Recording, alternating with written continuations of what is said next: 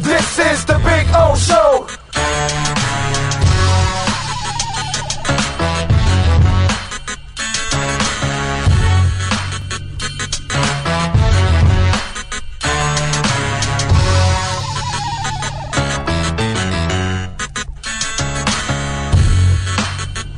This is the Big O Show. This is the Big O Show.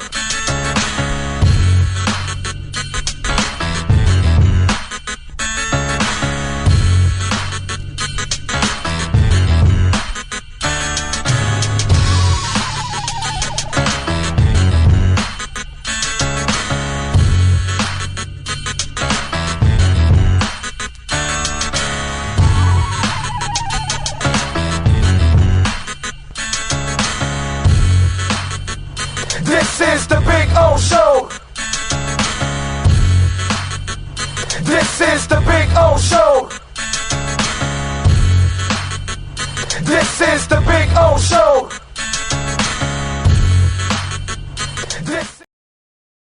There's no need to drive around South Florida wasting valuable time looking for a new or certified pre-owned Acura. Go to the #1 volume sales dealership in the Southeast United States. Craig Zinn's Acura of Pembroke Pines. Purchase with pace and space in a dealership tailored to your needs. From home buying to providing that personal touch. Contact the 2020 Satisfaction Award winner Craig Zinn's Acura of Pembroke Pines. 888-776-5123. That's 888-776-5123. Or visit them at 15601 Pines Boulevard in Pembroke Pines. Oh, I think I know what this is. Houston, we have a package. Hello? No matter where you are, the Sloman Shield home security system guards your home. With next-gen perimeter protection, 24/7 monitoring, and interior motion sensing. And right now, get a free Sloman Shield security system and doorbell camera, all professionally installed, for free. Shield your world, the Sloman Shield. Be there, be there, be there. Be there, be there, be there. Be there, be there, be there.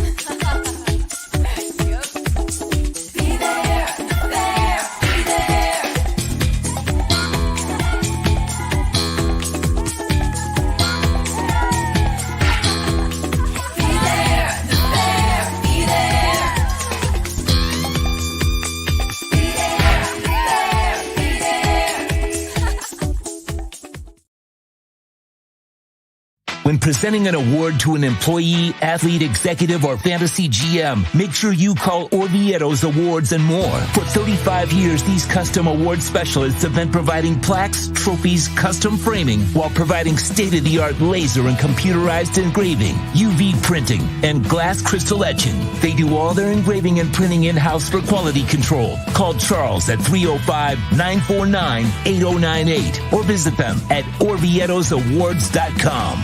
Orvieto's Awards and More, where recognition is rewarding.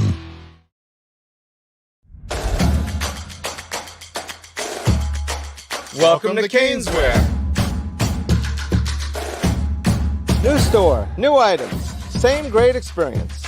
Family owned and operated since 2010, Caneswear has the latest merchandise from the Miami Hurricanes, Miami Dolphins, Florida Panthers, InterMiamiCF, and more. Come visit us at our store in Davie on University Drive, just south of 595, or online at caneswear.com. Caneswear, the spot Miami fans shop.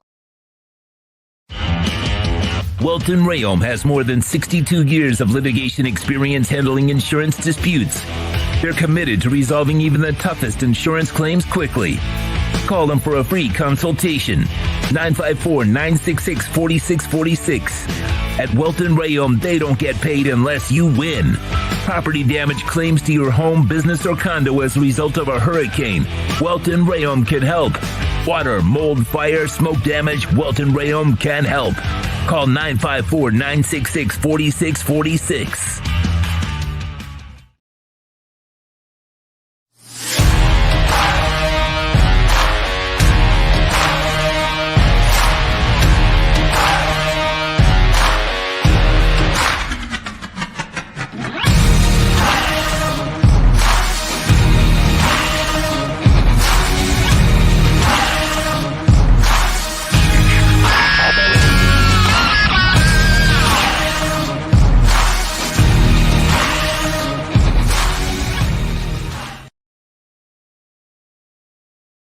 The viewpoint statements or beliefs expressed on the following program by the host, guests, or callers are not necessarily the opinions of FantasyAccess.com, Media Group Inc. ownership, management, sponsors, or website. When it comes to South Florida sports teams, very few in the media have witnessed, lived, and covered it like the Big O. Let's start the program dedicated to your favorite South Florida teams with a passion that's unmatched. The Big O Radio Show is on. Here's the Big O. Howdy, howdy, howdy. Hope all is well on a beautiful Monday. Yes, sir. It's a gorgeous Monday.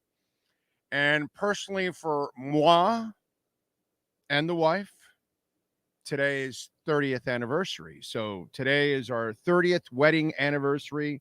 So before I say anything, I want to say happy anniversary to my wife for tolerating me for 30 years, for carrying me for 30 years, for caring for me for 30 years. I certainly don't deserve you. So happy anniversary, my love. So she's not watching. She never watches. She doesn't care, so.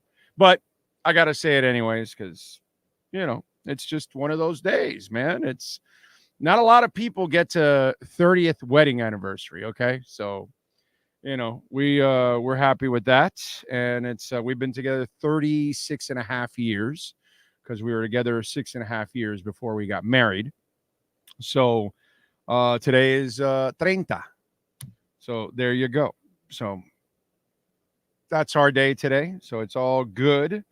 That's why today, the 18th of March, is a good day. So thank you all for tuning in. Thank you all for supporting the channel. As always, we appreciate you. Thank you out there.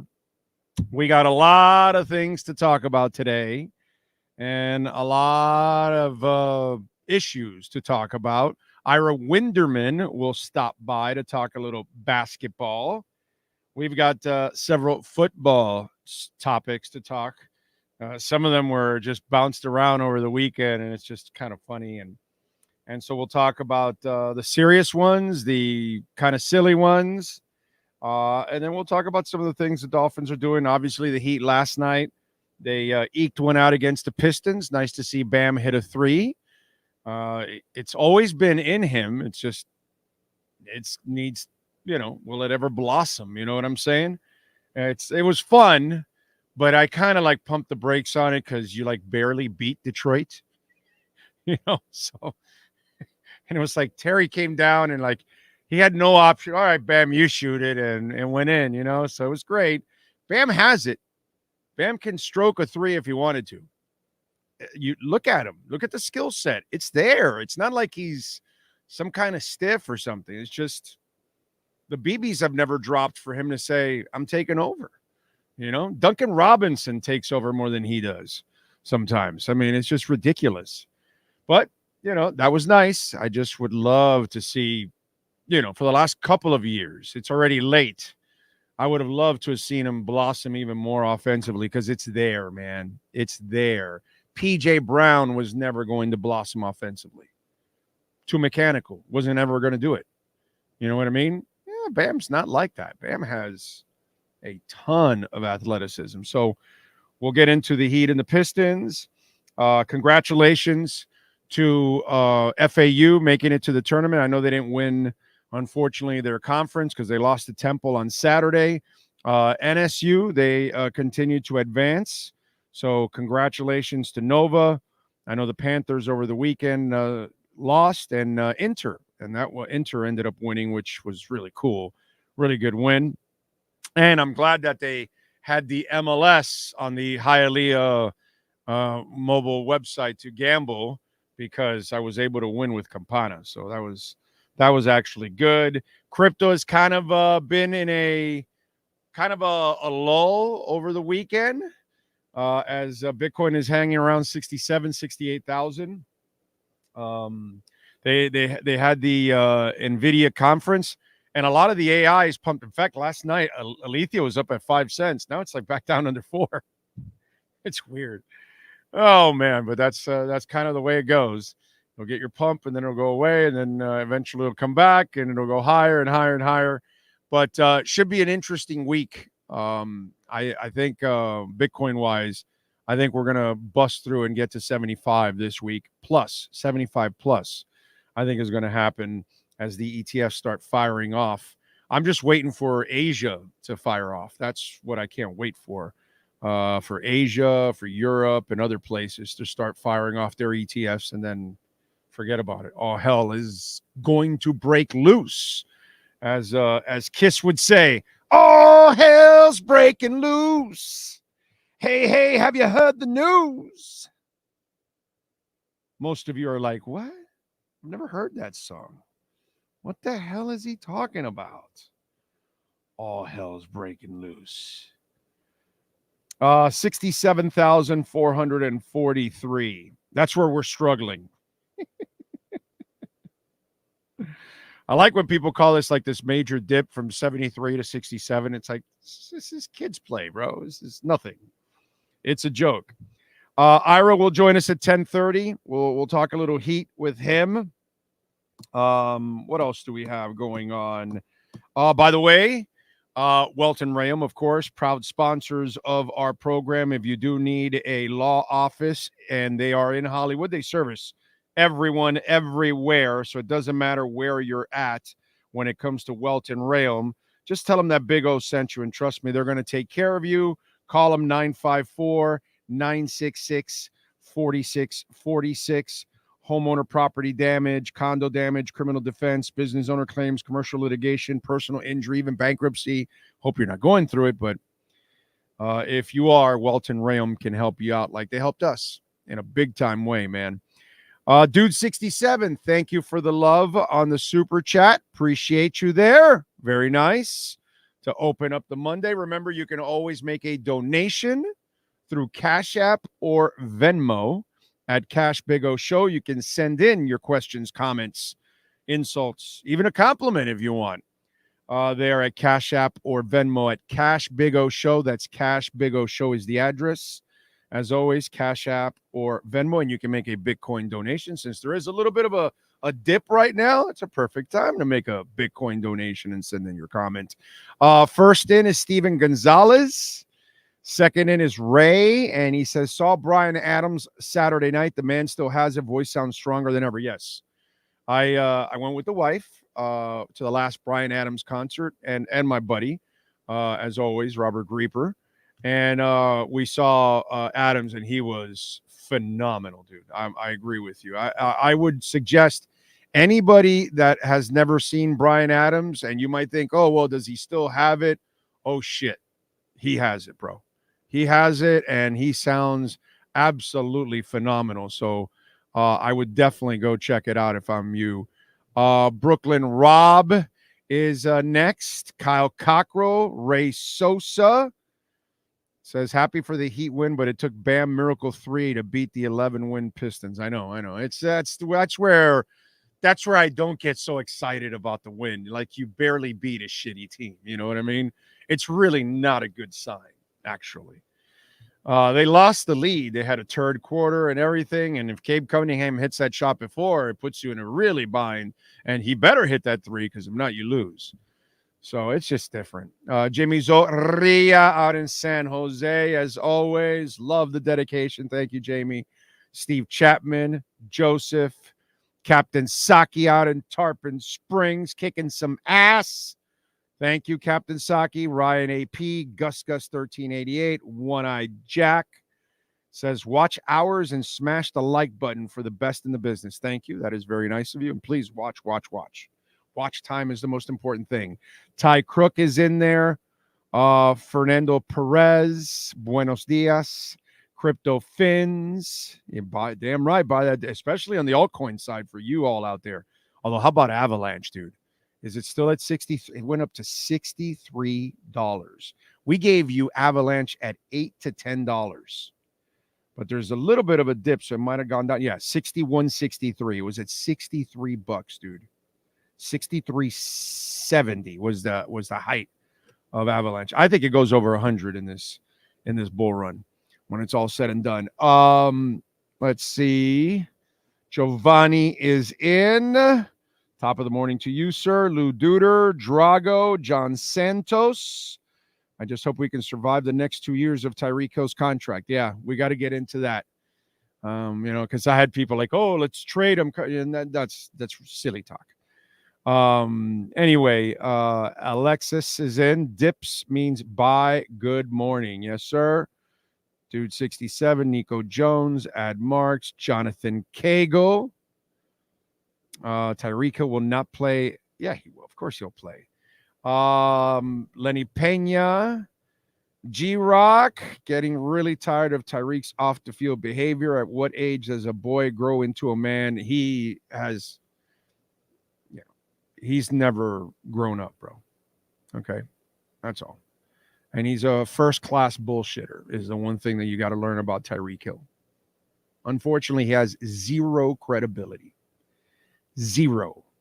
You can't believe one word he says ever again until years from now that he is telling the truth constantly and stays straight. But outside of that, everything about him is shady off the field.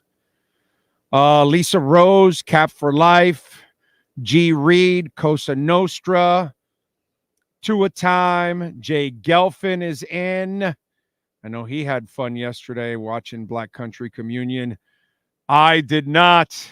God, I missed Journey and Toto, Vandenberg, and yesterday Black Country Communion. Because I can't stand. I can walk now, but I can't stand for 2 hours for a concert. Not yet. I'm not ready for that yet, unfortunately. At least I'm walking. I'm going up and down the stairs, which, it's progress. It's progress. NorCal is in. Waken and Bacon. Popeye. Mike T. Big O U-S-T. I don't know. Does that mean stud? Star? I don't know what ST means. Do I have an STD? I don't know. I don't know what that means, but thank you. Probably is some kind of a compliment, I guess, Mike T. Thank you, Ray.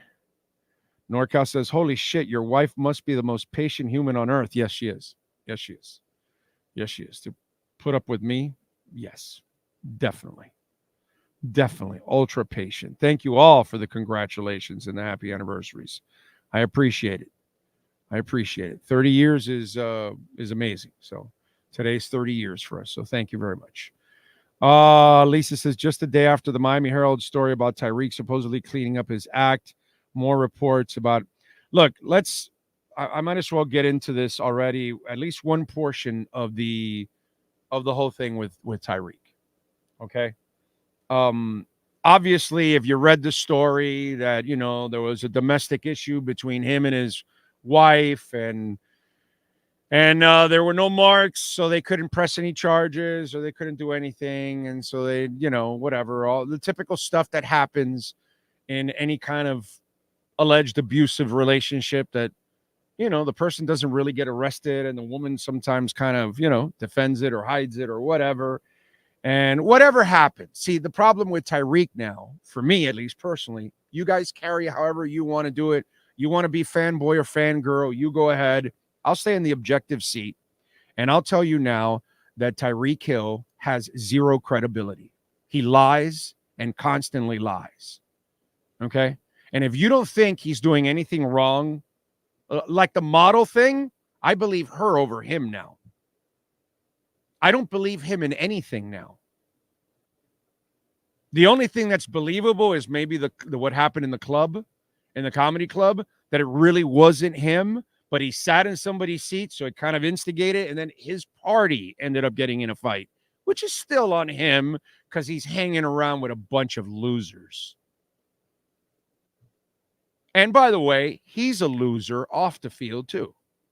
Let's be honest. He's a great player on the field. He's explosive. He's a freaking moron off the field. Now, there's no trading of Tyreek. There's no cutting of Tyreek, so stop all of that. He's too good. So you will tolerate it. And hopefully you will tolerate it for the next 2 years. Notice how they needed cap space. They didn't go there. So you're not going to go there anymore for cap space. You're going to play these 2 years out, and then you move on from him because Waddle will then take over as the one, and his fat salary will take over at that point. Because that's when his fat salary will take over in 3 years. Because next year he gets his deal. The second year, it'll be a low salary. And then the third year, that's how it is from here. Next year will be year one where he gets his contract. And then the following year won't be really a big-time number. It's the year after when Tyreek leaves. That's when his number explodes. So it's kind of like a timing thing. So you just got to hope that he doesn't get in any more trouble, which is really almost impossible, to be quite honest. And obviously when he went on the Pivot podcast and what was the bullshit that he was spewing? And this is what it is now with Tyreek. Unfortunately, this is what I have to do. I have to look at him like this and say, you're just a bullshitter, bro.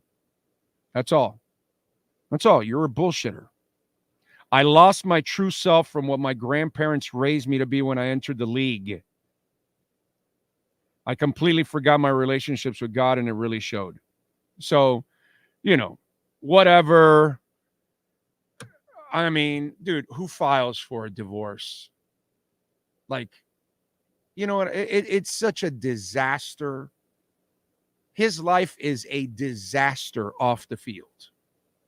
Because that doesn't happen to you. It's not happened to me. I've been married for 30 years today. 30 years. No domestic issues. It's pretty easy, by the way.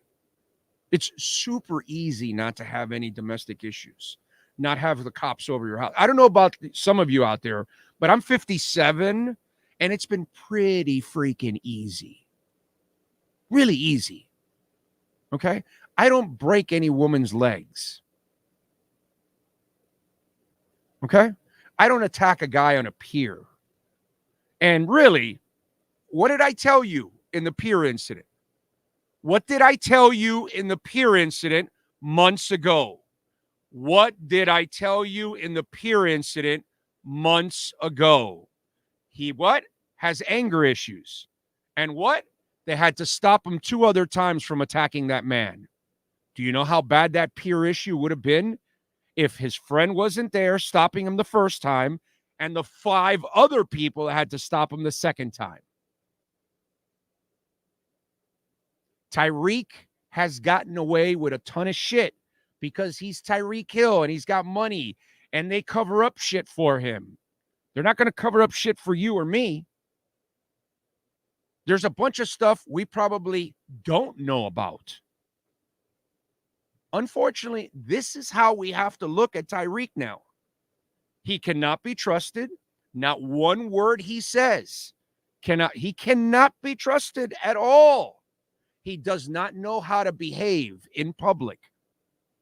He is incapable of it. He continually proves it. And it doesn't stop. And he knows it. He admitted it. You guys can be fanboys and fangirls all you want and live in denial. Oh, no, he's great. Yes, he's great. He's a great talent. Let's separate the talent and the person. And the person is incredibly flawed. He is as dysfunctional as it gets. You mean you marry her and then you want her to sign a prenup and then you get into a fight about that? You shocked you're going to get into a fight about that? You don't talk about the prenup before? Are you not smart enough? And then you have a domestic issue and then the cops are called and You know, and then you invite a Instagram model over, a very curvy Instagram model over. You've already got baby mamas, which your wife knows about already. And so apparently something happened in that pickup football game that she ended up with a broken leg. Sorry, Tyreek, you have no credibility, bro. None. Whatever you say means nothing. It's your word is trash. Trash. You have zero credibility. So yeah, whatever you lost your way, whatever your grandparents taught you, whatever it is, I'm sure it wasn't what you've been doing for years now. And who knows what you did behind the scenes in Kansas City, why they said, yeah, no, it's not worth it. We're moving on. And then they've won 2 titles without you because they didn't need you to win the titles. So this is what we have to look at now with Tyreek Hill. We just have to hope, pray to the football gods that he stops being an absolute moron. That's all. The stupid shit he does, none of us do. The average person doesn't do the stupid shit that Tyreek Hill does. And he knows it. I'm sure the Dolphins know it too. I'm sure the Dolphins are like, damn it, dude. And there'll be no trade. No one's trading for Tyreek. You know, it'll be a Justin Fields trade. They'll give you nothing in return. Why? Baggage. And a big-ass salary. So stop, because I had a bunch of fans DM me, reply to me on all social media. Oh, no, they should cut him. They should. You can't cut him, dude. That's ridiculous. You need him. Okay, the guy's a hell of a player. But he's not a hell of a person. That's all. Tyreek's a phony, bro. A phony. What he acts in front, he cannot do it behind the scenes. He obviously has anger issues. And those anger issues have been shown with a guy at the pier, with his wife, with an Instagram model, whatever, bro. It's constantly shown. From college, where he also had incidents, he has anger issues. And he doesn't know how to control them. And I said this in the pier incident because, dude, I don't have to be a psychologist. I don't. You're mad at an old man that told you can't fish in the pier, and you got so furious that you hit him once, and then you tried to attack him 2 more times. Think about that. I know Fanboy can't. Fanboy, you can't listen to this because Fanboy can't handle honesty and reality and facts. That's what happens with Fanboy. Because it hurts him. It hurts his team. Oh, you're hurting my feelings, oh. So Fanboy, you might want to tune out. But that's how we have to look at Tyreek. Fantastic player on the field. Inconsistent with his hands. Too much for me. But awesome player. I get it. Still drops way too many important passes, which, bothers me. But fine.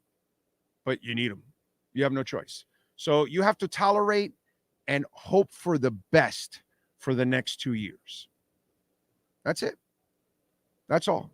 That's all you can do with Tyreek Hill. Hope for the best for the next 2 years. Hope that he learns how to stay out of trouble because he just doesn't know how to not be in trouble.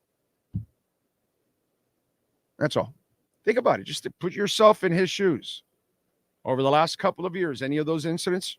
Because I could say over the last 40 years, I don't have any incidents like that. Not just the last couple of years. I'm sure a lot of you could say, yeah, I don't have them for 10, 20, 30, 40, 50, 60, 70 years. Because most of us don't. So just cross your fingers, buy rabbit's feet, find a 4-leaf clover, go see a Buddha, go see a rabbi, go see a priest, do whatever you can, and pray that Tyreek Hill stops being a moron off the field. Okay? That's all we have to do. That's all we can do. And just hope for the best. Because really, it's embarrassing to see what that guy does on a consistent basis. It's pretty freaking pathetic. That's my 2 cents on Tyreek.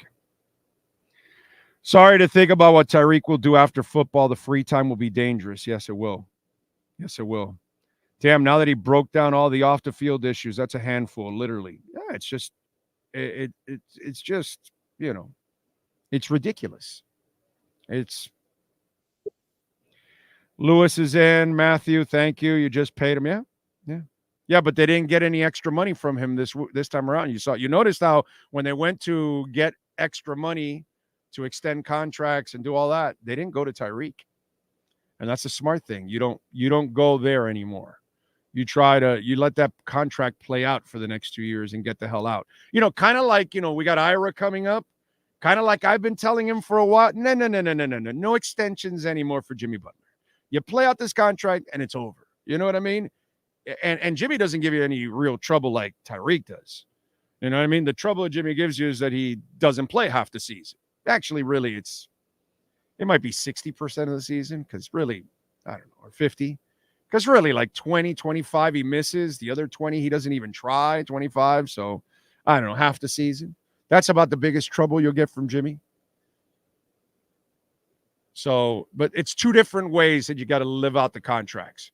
With Jimmy, you just got to hope he can stay in one piece for the next 2 years and get the hell out of that contract. With Tyreek, you just got to hope he can stay out of jail and out of trouble for the next 2 years so you could get out of that contract. The two will be praying differently at church. Riley's at church praying for health. McDaniel's at church praying for decent attitude for once. It's kind of what he's hoping for. Anyway.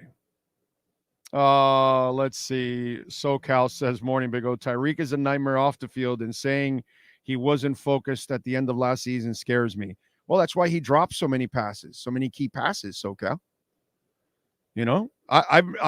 Elite receivers should not be dropping that many big passes. Drop a stupid pass in the first quarter on a 1st and 10 from your own 35. Okay. You don't drop the one in the fourth quarter in the end zone. You don't drop the one in the fourth quarter on 3rd and 2 from the 22. You don't. You cannot. And so that to me is the problem too on the field. Okay? His off the field issues, what the hell are we going to do about that? I mean, none of us are going to do anything about that because most of us never even commit these kind of acts in our entire lives. D. Wolverine, thank you for the love in the super chat. Not too sure why this dude just can't chill. He has a beautiful wife and has great talent, but you can't keep getting in trouble. I don't know. And he does have a hell of a life, house, wife. You're right. True Fin fan, happy anniversary. Thank you, sir. Thank you. Appreciate it. Ira don't like Bitcoin. Yeah, no, I wouldn't say that. I think Ira just never gotten into Bitcoin. He hasn't understood it yet. That's all. If he actually took the time to understand it, that's all. Let me give you an example of why you should understand it, by the way. Give you an example why you should understand it.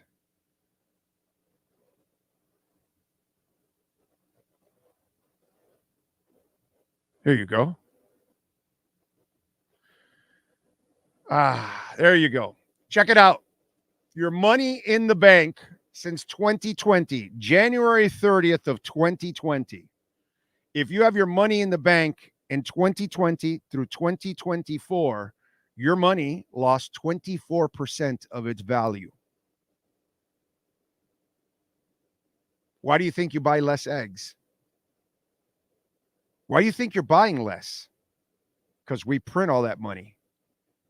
Between Trump and Biden, they've printed like $16 trillion. Now look at Bitcoin. It was 9,346 in 2020. Same date. Now it's hovering in 67, 68. You'll have your volatility, but it's volatility while it's still going up. The dollar, down. What cost you $1 in 1911 now cost $6.89.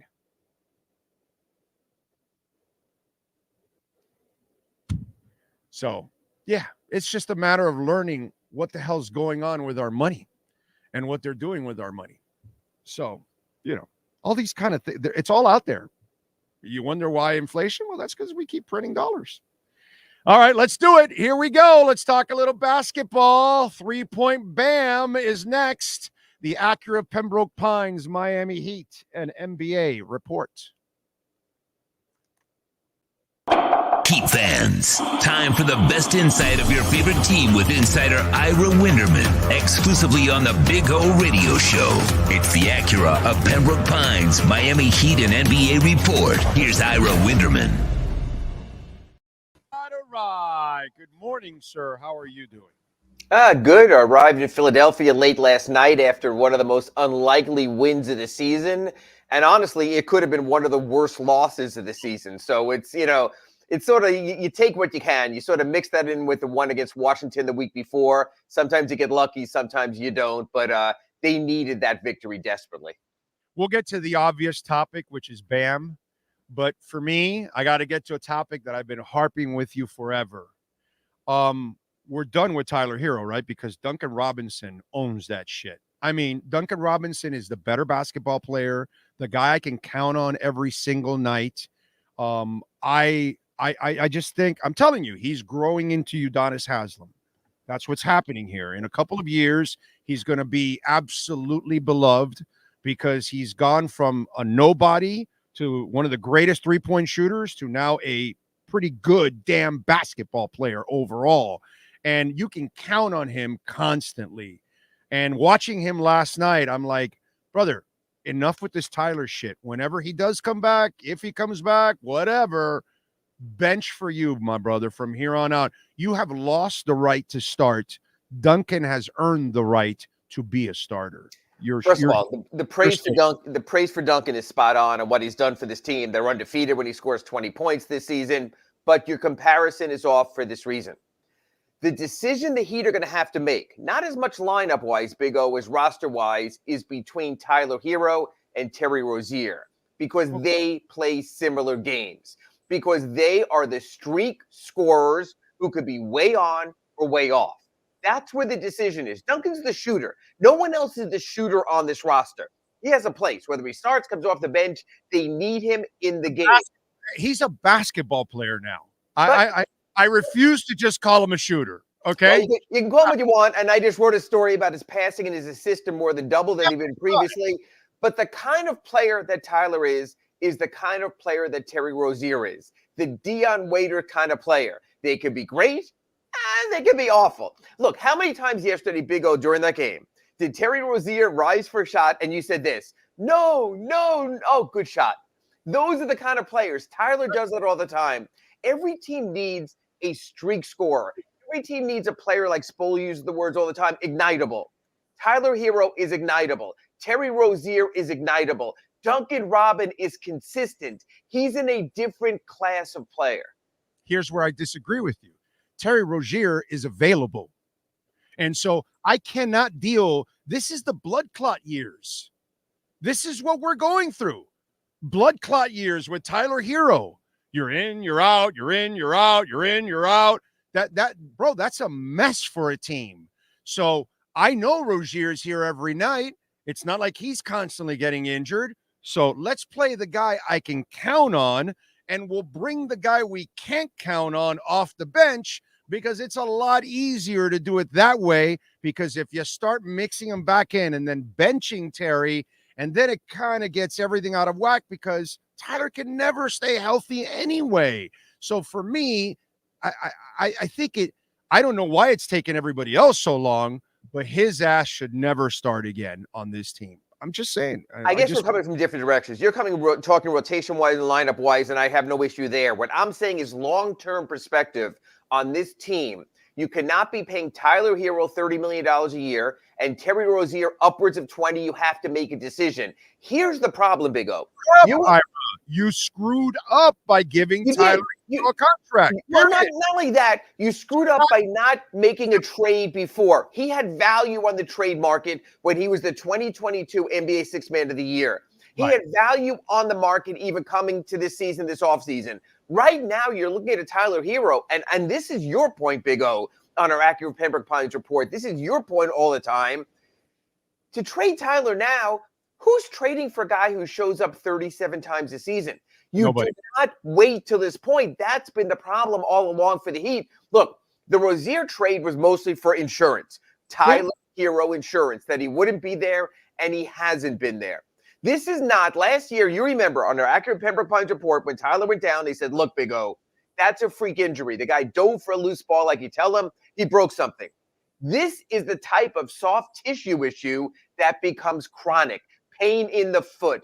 Plantar fasciitis, we've seen that has halted many a career and limited that. When you get those kind of issues, that's when I get more concerned. So that I do agree with, Big O, is that you have a guy that is not reliable. You're debating whether he should start or not. I agree. You're at a point right now, you bring him back off the bench. It's the opening you've been looking for. And it's now you can deal with his ego. Look, Tyler, we'd love to bring you back, but these guys have a groove. We're a month away from the playoffs. Give us what you can off the bench. Here's what's interesting, Orlando Alzagari. You're proposing Tyler Hero off the bench. Yes. Also has to be some concern for this. You know who's been great off the bench lately? Just great, energizing Caleb Martin. Oh. The guy has been everything the Heat stands for. He sticks his nose in there. He cracks. He's a basketball player. Number one. Number two, who are you developing for that role in the future? Jaime Jaquez Jr. Say what you want about Jaime being uneven lately, but remember that dunk when he went down the lane yesterday and threw the ball down and sparked the team. So now you have to concern yourself with, okay, Orlando Alzagari has told you, Eric Spoelstra, that Tyler Hero can't start. You're going to start Rozier, you're going to start Butler, you're going to start Robinson. I'm fine with that. But your second unit, you have to be careful now with Caleb, with Jaime Jaquez Jr., and your reserves as far as them having their rhythm also. So really what Tyler is, you've got to be careful he doesn't become a rhythm buster. Well, yeah, but I'm sorry, you're behind on the bench now. I have to. That's what I have to do to you now. I have to see what I think sends a terrible message to the rest of the team is that he comes back and you insert him right away when he doesn't deserve it, and everybody else has been earning their playing time and helping you. And then, by the way, you accomplish everything without him constantly. Okay. Constantly. I disagree. You lost 4 games in a row before you played Detroit. You the finals and the Eastern Conference finals. I understand that long view, but in the recent games, there have been times, Big O, there have been times in the games in Dallas and Oklahoma City, if you had that spark off the bench in the fourth quarter that Tyler can provide. Now, so what you're telling me is, Ira, you're rooting for a ghost because it's not there. So you're saying what he does could be, and I agree with that. But I also know this. Tyler Hero can be the guy who takes the right shot when you need it. Let's face it, Big O. They were up 17 points in last night's game. They were up 9 points in the fourth. They had some, you're going to use bad words, I'll just say crappy shot selection that got him into the tie game. Tyler Hero can make those kind of shots. There is a place, Big O, let's compromise. There is a place for Tyler Hero in this team, maybe just not the place that he had before. I haven't seen enough of that. Haven't seen it all. You haven't seen them. Yeah. We're still living in the bubble now. In the last few years, I don't have enough examples of that anymore. You keep reaching in the well for something that really does not exist. It's not like Tyler's bailing you out all the time. It's not like he's coming through. Duncan comes through all the time. You know what I mean? Caleb Martin's now helping you out in certain times. Obviously, Jimmy does his thing. Bam does his thing. Jaquez has done his thing, so I haven't seen nearly as much from Tyler that I have from Jaquez, actually. So but Tyler has, Tyler did last season. Tyler was 2022 Sixth Man of the Year. What I'm saying is this, Big O, it doesn't always have to be extremes. You don't have to go from being the guy to being garbage. You can be in the middle. What I'm saying is this, Big O, meet me here. If Tyler Hero is available, can Tyler Hero help in some way in the Heat? Yeah, I can. I'm saying. I still think he could be a useful component. Yeah, he can be a useful component, but at this moment, I have other components I'd rather use ahead of him, and Jaquez is definitely one of them. Caleb's another one. Duncan's another one. Terry's another one. These are people I can count on. These are people that give me more as a basketball player than even Tyler does. All those guys can actually, even Duncan can play better defense than Tyler now. Okay. I mean, it's just, I just have more use for those other guys. And I almost feel like we keep waiting for Tyler and the scowl from the bubble to return. And that shit was 4 years ago. And I have not seen that kid ever since. And maybe Sixth Man of the Year, Big O, was 2 years ago. And at the start of last season, not this season, but last season, he was hitting game winners at the start of the season. What I'm saying is this, is he can do it. And in his absence, we forget some of that. But the absence has been so protracted that it's not easy to rekindle. You know what? For weeks on our Accurate Pembroke Pines Report, I come in here every Monday. You tell me Tyler Hero's injury prone. I try to argue against it. I cannot do that any longer. Not when you're playing 37 games in the season. Look, with Jimmy, it's by choice. Right, Jimmy sits when he wants, but he looked fine when I saw him in the hallway yesterday at Little Caesars Arena. He's picking and choosing how he goes. With Tyler, it's different. He's not even on the trip. Yeah, no, I definitely not. All right, last night, that was a nice shot by Bam. Yes, that it was. Yeah, and the weird part about it is what we've talked about for years now. It's not like, see, he has it. It's not PJ Brown was never going to turn into some kind of offensive weapon because he was too stiff and mechanical the way he would play offensive basketball. But Bam is so damn athletic and his shot is so damn beautiful that you're like, wow, dude, why isn't that there more often? You know what I mean? And listen, in that play, it was more like Terry Rozier had nowhere else to go. No, he got caught in a bad place. They had a timeout left. When he got trapped in the lane, there was still 2.7. I was thinking timeout, reset, and get to the right shot. Here's what's interesting, because I'm a longtime follower of, I believe it's called The Big O Show. And when I watch The Big O Show now on YouTube and other places, I hear Big O say how Bam Adebayo's got to get closer to the basket. He's got to use his power game. He shoots outside too much. And yet the last 3 games, we've seen the other element of it. What you want is a complete player.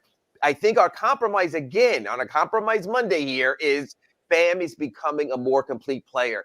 Big O, what you want your players to do is evolve. We've seen an evolution in Bam Adebayo that now, look, it's still just 1 3-pointer again. Look, I don't need it. But the thing is, he's showing you that he can evolve his game, and that's all you want to see. And you know what else he's doing? And this is important. He's evolving as a leader and a captain, because you can see the players in this team, they love him. Jimmy's in his own world. Jimmy shows up when he wants. Jimmy leaves when he wants. He's in this superstar thing, and he's sort of away from it. Bam has become such the heart and soul of this team, and you need those players. You've seen it in Zoe. You've seen it in Dwayne. You saw it in LeBron. You see it in those UD, of course, those kind of players. If Bam can become more versatile and more UD-like, his growth curve and where it's headed is exactly what you want to see in a youngish player. My problem with Bam is that he's the opposite of Tyler, where I think Tyler is soft, doesn't really have an edge to him, doesn't really have dog. He has athleticism, you know what I mean, and finesse and all that, and he has ability, but he isn't a dog. Bam is a dog. Bam has dog in him. He is a tough dude.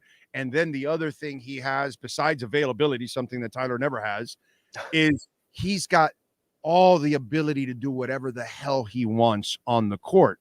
And that's the part to me, for me and maybe other people, is the most frustrating part, that the skill set is there for Bam. Like he doesn't lack a damn thing, dude. He could be. Yeah, but what Bam does is what you don't notice on the defensive end. So let's say there's 100% of calories in a game. Here's the difference. Bam is burning 50% at least of those calories on defense. So when he does less on offense, that's because it's like a video game. He only has so much power. Tyler's not putting 50% on defense. He can't. It's not who he is. So he has to be an all or nothing player. Eric Spoelstra always tells us, stop looking at the last column in the box score. But that is Tyler's column. If Tyler is not giving you 25, 24, 22 a game, there's not a lot else there. He does some rebounding. If there are some games where Bam Adebayo scores 14 points in a game and he is having a huge impact by neutralizing the other team defensively. He is a true two-way player. So sometimes we have to pull back from Bam's stats. He's never going to be a 25-point-a-game scorer. I don't see how the hell anyone can do it like that on both ends. I mean, that's Michael Jordan-like, being defensive player of the year and also an offensive player. But Bam is giving, you know what he's giving you? You always talk about this, Big O. He's giving you an honest day's work every time he steps on the court. And that's what you want from a player from a grinding team.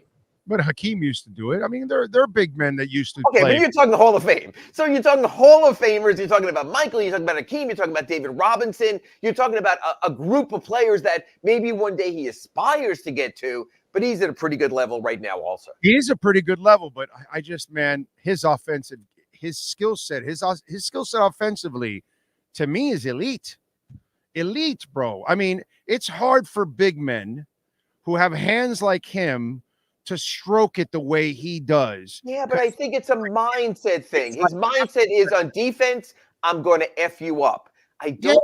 I don't think his mindset on offense is I'm going to F you up yet. Maybe it gets there. But that's what this league is. It's an offensive league. It's no longer. He's a unicorn. He's a unicorn. No, but defense is not really the centerpiece like it used to be in the 90s. Yeah, but you still gotta stop someone, or you wind up like an Indiana team trying to outscore someone 150 to 146. And that hasn't proven, going back to Mike D'Antoni's Suns, to be a winning formula. Even the Warriors, with their great offense, also had great defensive teams also when they won titles. So does Jimmy feel like playing today? Yeah, I think he does. And I think this is all a preset Jimmy. Check, going to do this one, not going to do that one, going to do this one. It's even, I saw someone yesterday, they go, yeah, Jimmy struggles in day games, so he just sort of blows it off. Big O, imagine earning $500,000, getting paid either way, and then getting to decide whether you're going to show up and work or not. Imagine like today, like a day like today, when you're going to make another $50,000 doing the show, if you could just tell someone, nah, I'm just going to take the money and not do the show. It's a different world. Jimmy knows this game means more because of the tiebreaker against the Sixers, because of the race, the playoff race in the Eastern Conference. I don't like it. It's too many missed games. Something has to change. We know when he comes for the extension this summer, and I heard you before the show, before our Accurate Pembroke Pines report saying no way, and I understand that. You know what he's going to tell him? I'll play more games with an extension. I don't believe that. I don't believe that. I believe Jimmy is sort of locked in that the NBA season runs about 60 games a year, no matter what the calendar tells you. Yeah, no, he's set in his ways, and it's so unheat-like. That's the thing that so much of Jimmy is so unheat-like. And you know what? You make your compromises today because the game and the players have changed. You can either fight it to the last breath, but then you wind up having a formula that's so contrary. All these teams make concessions to the players. It's a player's world in the NBA. It just is. Now, you like the Heat tonight? No Embiid at least, right? Yeah, it's a tough, again, Philly's rested, day off. Embiid is out. Tobias Harris is questionable. I think the Heat not only get back Jimmy, I think Jovic might come back also. They know what this game means, but there's a son of a bitch on the other side by the name of Kyle Lowry who wants to stick it to him, and it would not shock me if he hits 6 3-pointers today and tries to totally F up the Heat. For 3 years, everyone at the Heat's been saying, oh, I love how Kyle is so feisty and tries to draw fouls. Now we're back to hating Kyle again. I think Kyle really could be a swing factor tonight. All right. We'll see if the dumpster actually does something today. Follow him on Twitter at Ira Heat Beat and catch his work there, of course, at the South Florida Sun Sentinel. Better yet, subscribe. Ira, as always, thank you, my brother. We'll catch up next week. Catch you next week in our accurate Pembroke Pines report. Thanks, Big O. Thank you, sir. There you go. Ira Winderman and our Acura Pembroke Pines Miami Heat report. And folks, Spring into Performance sales event is going on right now at Acura Pembroke Pines. You can get 1.9% financing for 36 months. The new 24 Integra, $299 a month.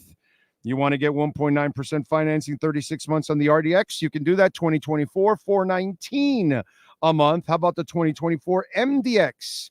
1.9% financing for 36 months, $489 a month. It's the Spring into Performance sales event going on at 15601 Pines Boulevard, just off of I-75 in Pines. And also check out the fleet of certified pre-owned vehicles because they have a large selection, baby. You're going to love it at Craig Zinn's Acura of Pembroke Pines.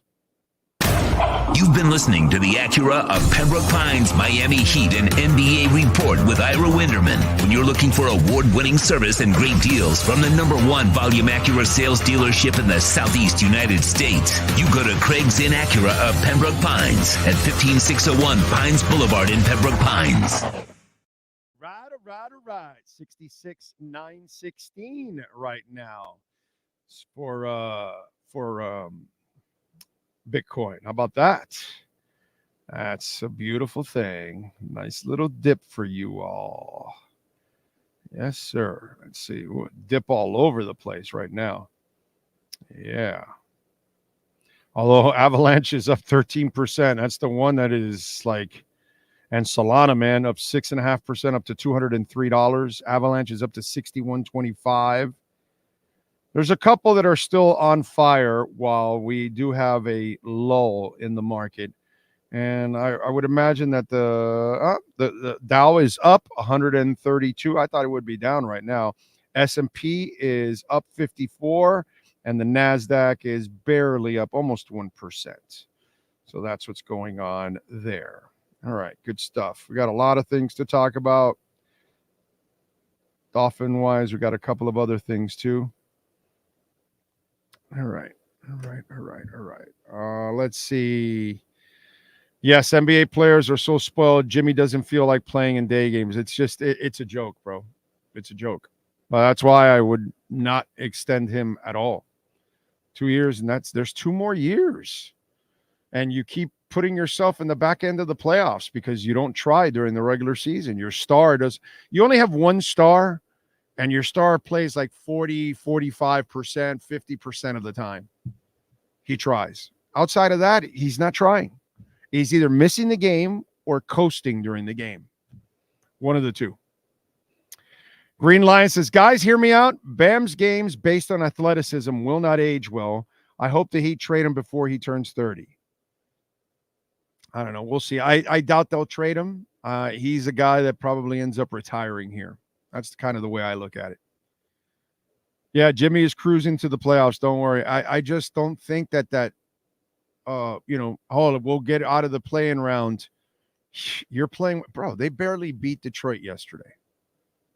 Like, even without Jimmy, if you're really a good team, you handle Detroit. And you miss Jimmy, and it takes a desperation 3 at the end to beat Detroit. So that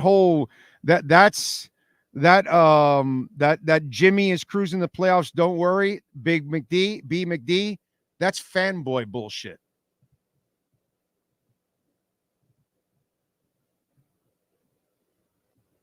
So, that's, if you're not concerned, it's silly.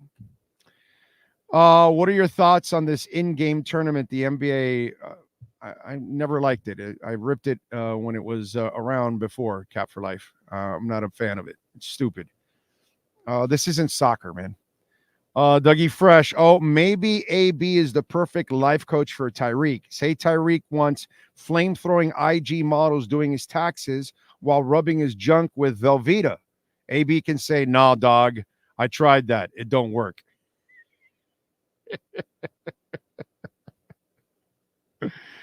Radio host says, gonna make people mad, but NBA hasn't been enjoyable to watch in years. Used to have so much personality.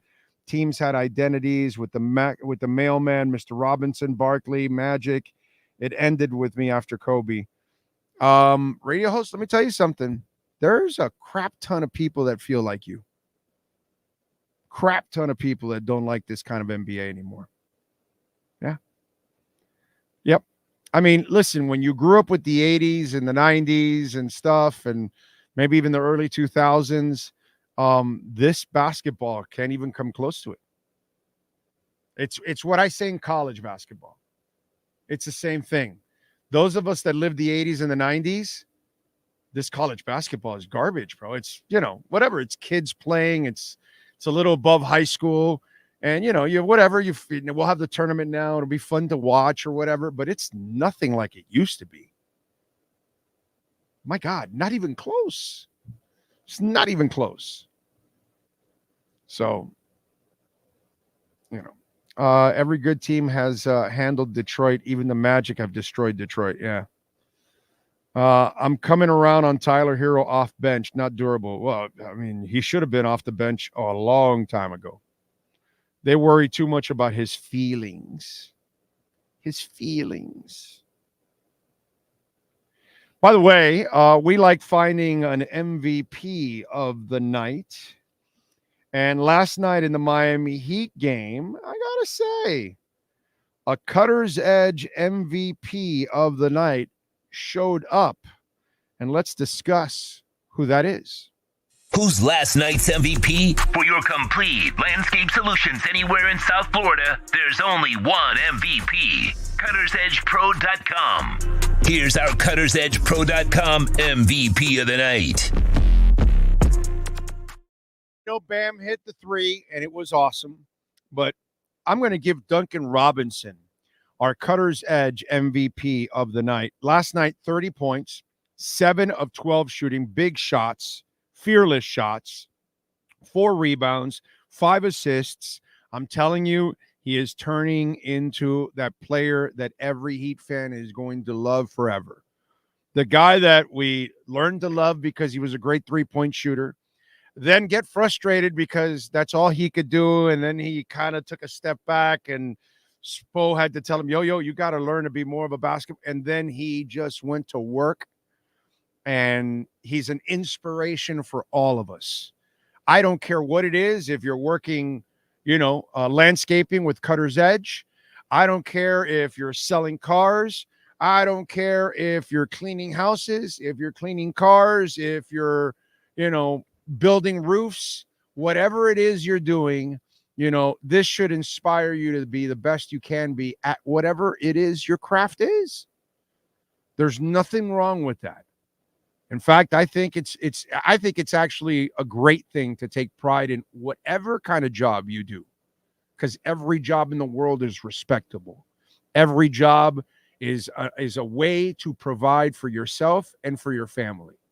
So every job is meaningful in this life. And what's even more meaningful is if you take pride in your work. And Duncan Robinson took a lot of pride. And last night, he became the fastest player to 1,000 three-pointers in NBA history. He did it in 343 games, beating Buddy Hield's record of 350. So Duncan Robinson, man, has just – and think about this. What if he doesn't get benched? What if he doesn't go through that patch where he didn't play a lot? He would have broken this record a lot faster. He had to learn to be a basketball player inside those 343 games to beat Buddy Hield's record. That's badass. Duncan Robinson, just like, of course, William Quigley and the great people at Cutter's Edge Pro, who, when it comes to landscaping, they are the MVPs of South Florida. I go with Duncan Robinson as our Cutter's Edge Pro MVP of the night. The MVP of the night is brought to you by CuttersEdgePro.com. Servicing HOAs, condominiums, townhomes, commercial properties, corporate parks, and malls throughout South Florida. CuttersEdgePro.com, providing South Florida MVP performance every day of the year. All right. Thank you out there. As always, appreciate the support. What do we got on the chat board? Big O is a diehard Lakers fan, but haven't watched basketball in 10 years. It's just a three-point contest now. Yeah, no, a lot of people don't like it, man. So that's normal, SoCal. $2 billion spent on gambling during the tournament. Yep. Yeah, we're degenerates of all kinds of levels. Orlando, what's your Marlins preseason prediction for 2024? Will they win more than 30 games? Yeah, they'll win about 60, something like that. They'll hang around the 100 loss. I mean, look at even the young pitchers now, and Yuri now is injured. Yeah, it's not good. It's not good. Duncan has to start over Hero for sure. That's Hero has no business starting. He hasn't had any business starting in a long time. They have been screwing up for a while. And I love Spo to death. That's one thing I would disagree with him. He's given Tyler way too much rope, dude. Way too much rope. Thank you. Thank Blue Dodgers. I appreciate the well wishes. Thank you. Crazy, you've been married longer than I've been alive. Yeah, I'm sure there's a lot of you under 30. So, yeah. And I've been with my wife 36 and a half years. So, we were boyfriend, girlfriend for 6.5 years before we got married. That's actually a long time before you get married. A lot of people don't even wait that long to get married, but we waited till we got out of school, got our jobs going, had money. We didn't want to get married and trying to, go through school at the same time. And, money is a divider, bro, And so it's just one of those things that I would suggest to any young couple out there. Get your financial shit straight first before you get married. Have your career going, all that kind of stuff. Don't make it hard on yourself because it just, marriage is, it's great, but, you got to work at it. And so you don't want other things getting in the way and creating more problems. So that would be my only suggestion because I'm not an expert or anything like that. I can't give you advice. But I can tell you this, the one thing that did help us is that we waited till we were kind of making money and we're like, okay, we can pay our bills and, go get a house and, all that kind of stuff. No, nowadays, I don't know, young people to get a house, it's going to be almost impossible. But yeah, it was a little different back in those days. Best 30th wedding anniversary gift. September 29th, Breaking Benjamins and Stain concert in West Palm Beach. There you go. I like that. It's a good one. Thank you, Samuel. Appreciate you. Let's get to our 3A Graphics sports calendar. Why don't we? Heat beat the Pistons last night, 104-103. Bam hit the game-winning three-pointer, 20 points, 17 rebounds, 3 assists. Duncan had 30 points on 7 of 12 shooting from three-point range. Tonight, Philadelphia on the road, 7:30 tip. Saturday, the Lightning beat the Panthers 5-3. Reinhardt had 2 goals. Kachuk had a goal and an assist. Thursday, they take on Nashville, so they sit for several days, but that's good. They get to rest and heal up a little bit. Saturday, Temple defeated FAU 74-73, but congratulations to FAU. They still made the tournament. And Nova Southeastern University on Saturday beat Benedict College 115-95, advanced in the tournament. They beat Embry-Riddle on Sunday 81-73. Tuesday, they take on Florida Southern College at 7 o'clock at Rick Case Arena. And on Saturday, InterMiami defeated the DC United 3-1. Campana with a goal, Suarez with 2. Saturday, they take on the Red Bull at 2 o'clock. All right, 1 hour down. Hour number 2's coming up. Give me 2 minutes to rest the voice. Back with more right here on the Big O Radio Show. And, of course, it's mastered by the one and only Sean Stanley. Oh, great. You have a doorbell camera. Now you have a front row seat to your house getting robbed. They're breaking into my house! Ooh, there goes the TV. I'm sure it'll turn up at the pawn shop. No, not the TV! Just because you can see them, that doesn't mean you can stop them. With Slogans, you get 24-hour monitoring, a free home security system, and professional installation. Plus, free doorbell camera, one that'll actually work for you. Get out of my house! Get out of the house! Call 1-800-ALARM-ME. Be there, be there.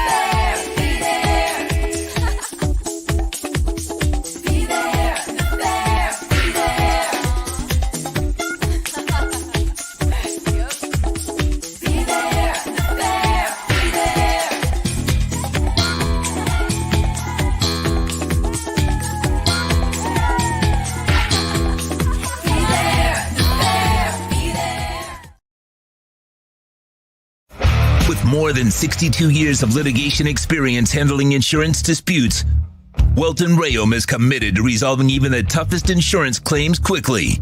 At Welton Rayum, they don't get paid unless you win. They handle complex personal injury claims caused by the fault of another in both state and federal courts. They handle auto, trucking, motorcycle, slip and fall, and bicycle accidents. Call 954-966-4646. That's 954-966-4646. Welton Rayum can help.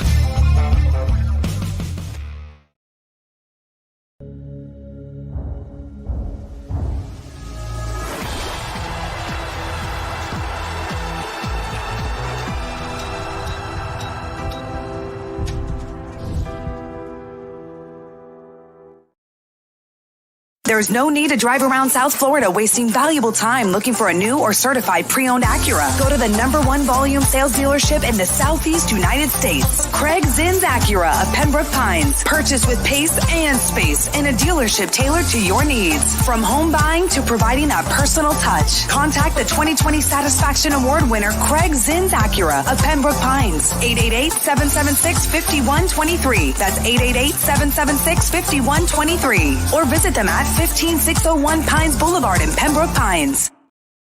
When presenting an award to an employee, athlete, executive, or fantasy GM, make sure you call Orvieto's Awards and More. For 35 years, these custom award specialists have been providing plaques, trophies, custom framing, while providing state-of-the-art laser and computerized engraving, UV printing, and glass crystal etching. They do all their engraving and printing in-house for quality control. Call Charles at 305-949-8098 or visit them at orvietosawards.com. Orvieto's Awards and More, where recognition is rewarding. For over 16 years, EJDconstruction.com has provided South Florida residents quality craftsmanship, accurate project management, and exceptional service. That's why EJDconstruction.com is an A-rated member of Angie's List and the Better Business Bureau. When you're looking for the right custom home builder for additions or home remodeling, please call my friend Eric at 305-433-4843. That's 305-433-4843 for EJDconstruction.com.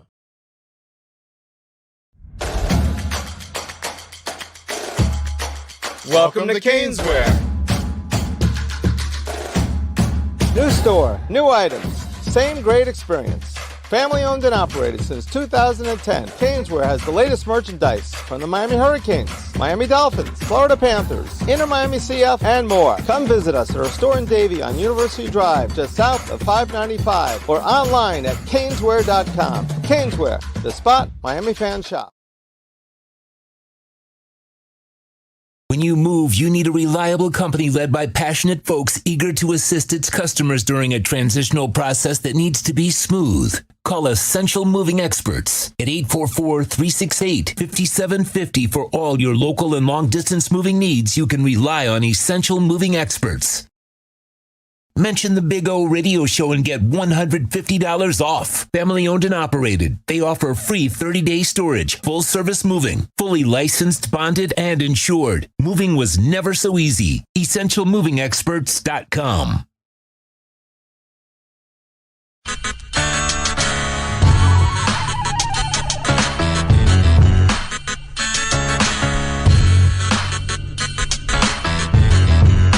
This is the Big O Show. This is the Big O Show. This is the Big O Show.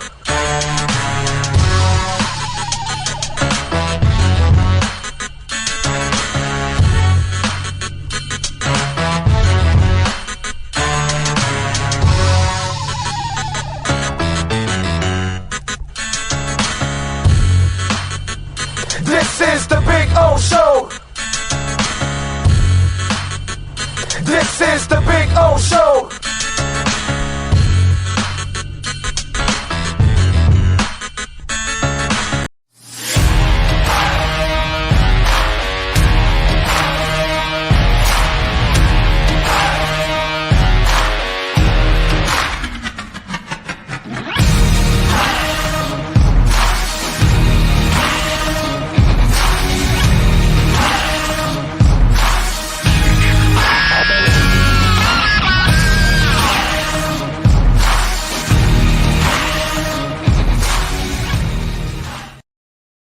The viewpoints, statements, or beliefs expressed on the following program by the host, guests, or callers are not necessarily the opinions of FantasyXS.com, Media Group Inc. ownership, management, sponsors, or website.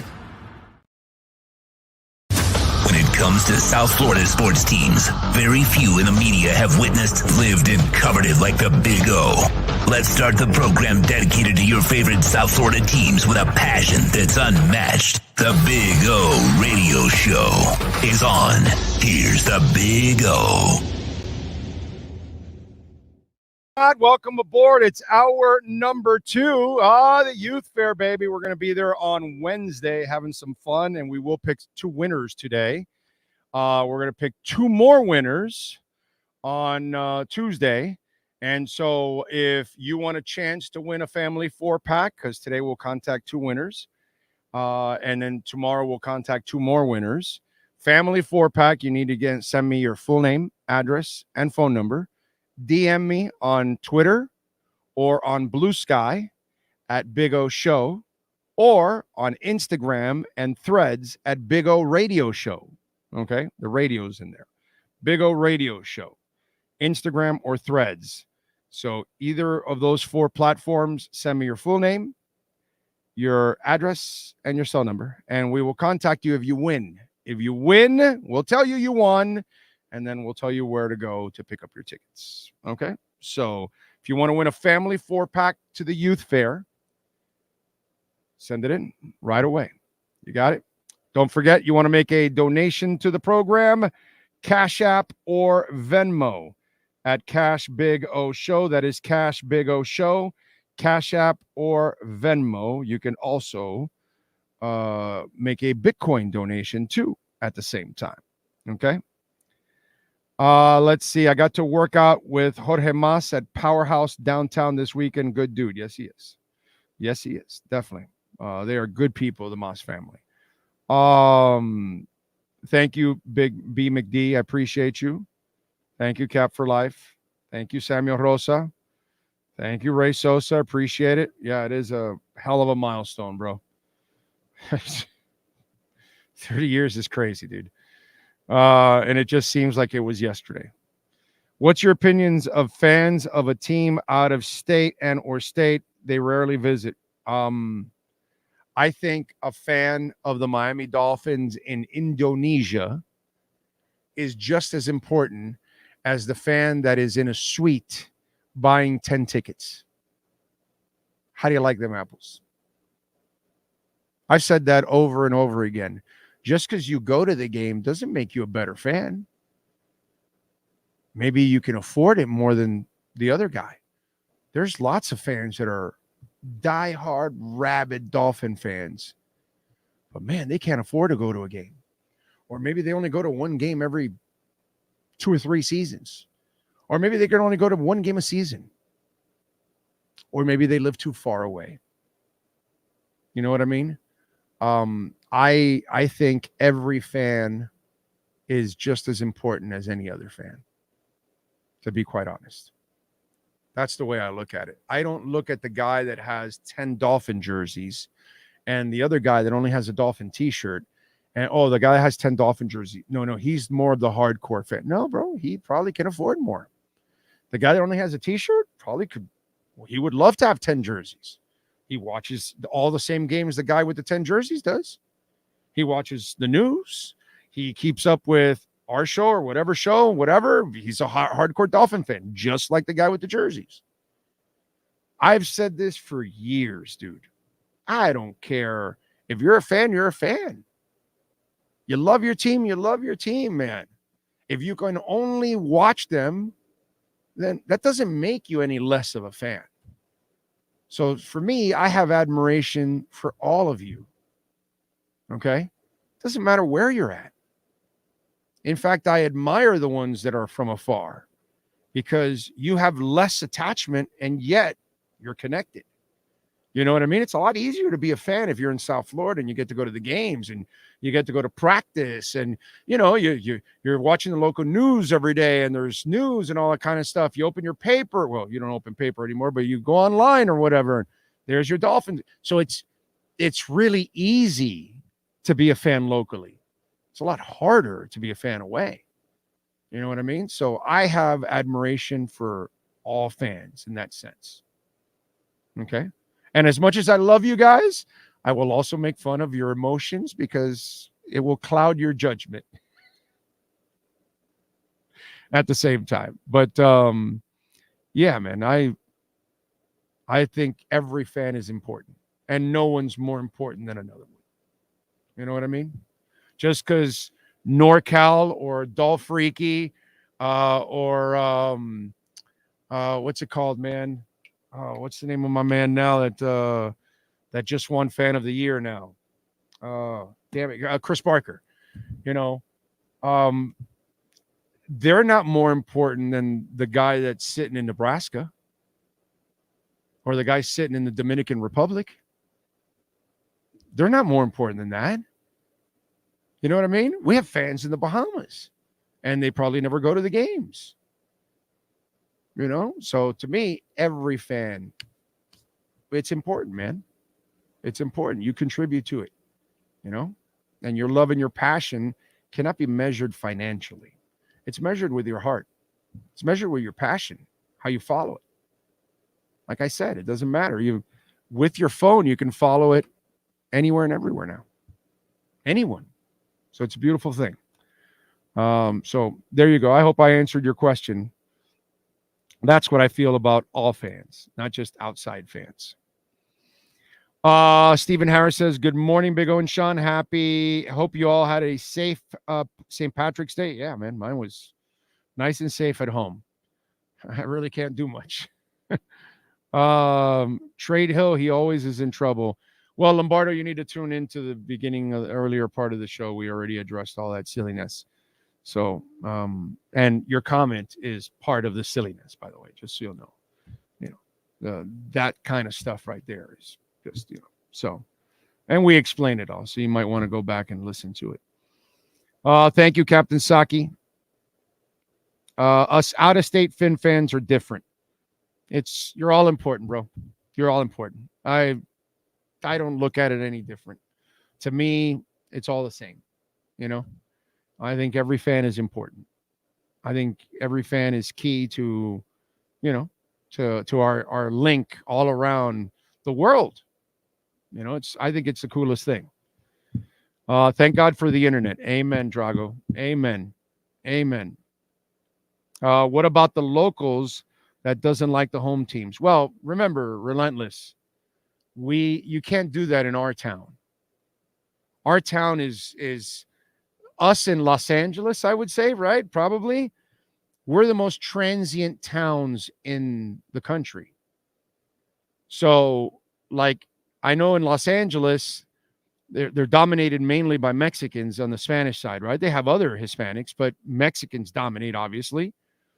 Here, we have, all kinds of Latins, all kinds of folks from the Caribbean, and we've got all kinds of people from the Northeast and the Midwest. So our melting pot is national and international. And you cannot expect the person that lived in Chicago or New York all their lives to come down here and then all of a sudden they're going to switch and become Marlins and Dolphins fans and Panther fans and all that. It's just not going to happen. So since this place is a place that so many people want to move to from out of the country or from in the country, we have a very, I'm a freak. I'm born and raised in South Florida, but I'm a minority, bro. There aren't a lot of people born and raised in South Florida. You know what I mean? That's just not the way it goes. So our town is different than, Detroit, Michigan. You know what I'm saying? It's just different. It's different than Kansas City, where most of the people there are born and raised there. Here, most of the people are not born and raised here. Shit, I screw around and call this place the sixth borough. We have so many stinking New Yorkers here. I've called this place the sixth borough forever. Why do you think, New York, Chicago teams, Boston teams like that, they sell out here? Why? Because their fans are here. They're already living here. They moved out of the cold and came down here. Why do you think when we have international soccer games, they do so well here? Because our Brazilian and our Colombian and Argentine and Haitian and Jamaican and Costa Rican and, Honduras, those populations are huge here. Yeah. We're a different type of town, man. We are a weird town. We cannot be considered like a regular town. We cannot. We are not. A lot of towns, a good portion of those people are born and raised there. That's not the case here in South Florida. I would tell you the majority are not from here. Just like I think in Los Angeles, it's the same shit. I think when you run into a lot of people in LA, they're usually from somewhere else. So there's a lot of melting pot. I that's the only one I can think of that compares to Miami is Los Angeles. That's the only other city that may have culturally the diversity that we have. Because we have the Caribbean, man, and then we take all different kinds of Americans, and then we take up Central and South America because we're the gateway to it. So for us, it's enormous. We're a weird town, man. Really weird town. Very, very, very transient. So I don't look at our town like some other towns to have that. Even if you live locally, you get all access to the games compared to those that live out of city and even out of country. No, of course, it's a lot easier, man. It's a lot easier. SoCal says, I remember being a Finns fan before the internet and cell phones from SoCal. There you go. Thank you, Pat. Appreciate the happy anniversaries. Thank you, sir. He says, right behind you, 29 years, July 29th. Nice. There you go. There you go. Right around the corner. Exactly. People moving from Wisconsin and New York won't change their favorite teams. They like them even when they move down here. Yeah. It's always been like that. Yep. Dodgers are king in LA and in Mexican community. Yeah, I know you guys. Well, SoCal actually is not just a California thing. West of the Mississippi, Mexicans dominate. East of the Mississippi, they are the minority. East of the Mississippi, Cubans, Puerto Ricans, Dominicans, Colombians, Argentines, they're the ones that dominate east of the Mississippi. It's funny. Now you'll have some Mexican communities in certain farm areas, probably, but in east of the Mississippi, in the major cities, it won't be Mexicans. It'll be Puerto Ricans and Cubans and Dominicans, and that's what will dominate. It's interesting how it goes like that. But west of the Mississippi, Mexicans crush it, and then east of the Mississippi, it's a different set of not one Hispanic, a set of Hispanics. It's different. LA is either Mexican or East Coast folks. Right. That's been my experience when I've gone to LA, that a lot of people, they're not from LA. To find an LA person is like finding me here in South Florida. You know what I mean? And especially my age. You'll find younger kids that were born and raised here, 20s and 30s and all that. But guys that are close to 60, born and raised here, boy, I am an enormous minority.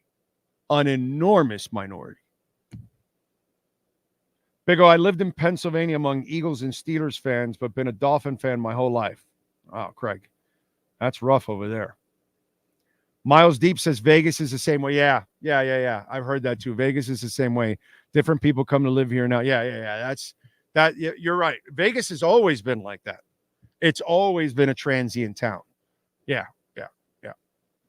That one makes sense. I should have mentioned Vegas. It's not as big as Miami and LA, but it is very transient, just like Miami and LA. Yeah, you're right. Green Lion, thank you for the love on the super chat. Crypto people donating to Liz Warren's opponent. God, that Liz Warren, what a dumb broad, bro. And what an evil woman, dude. Evil. Just evil. Evil.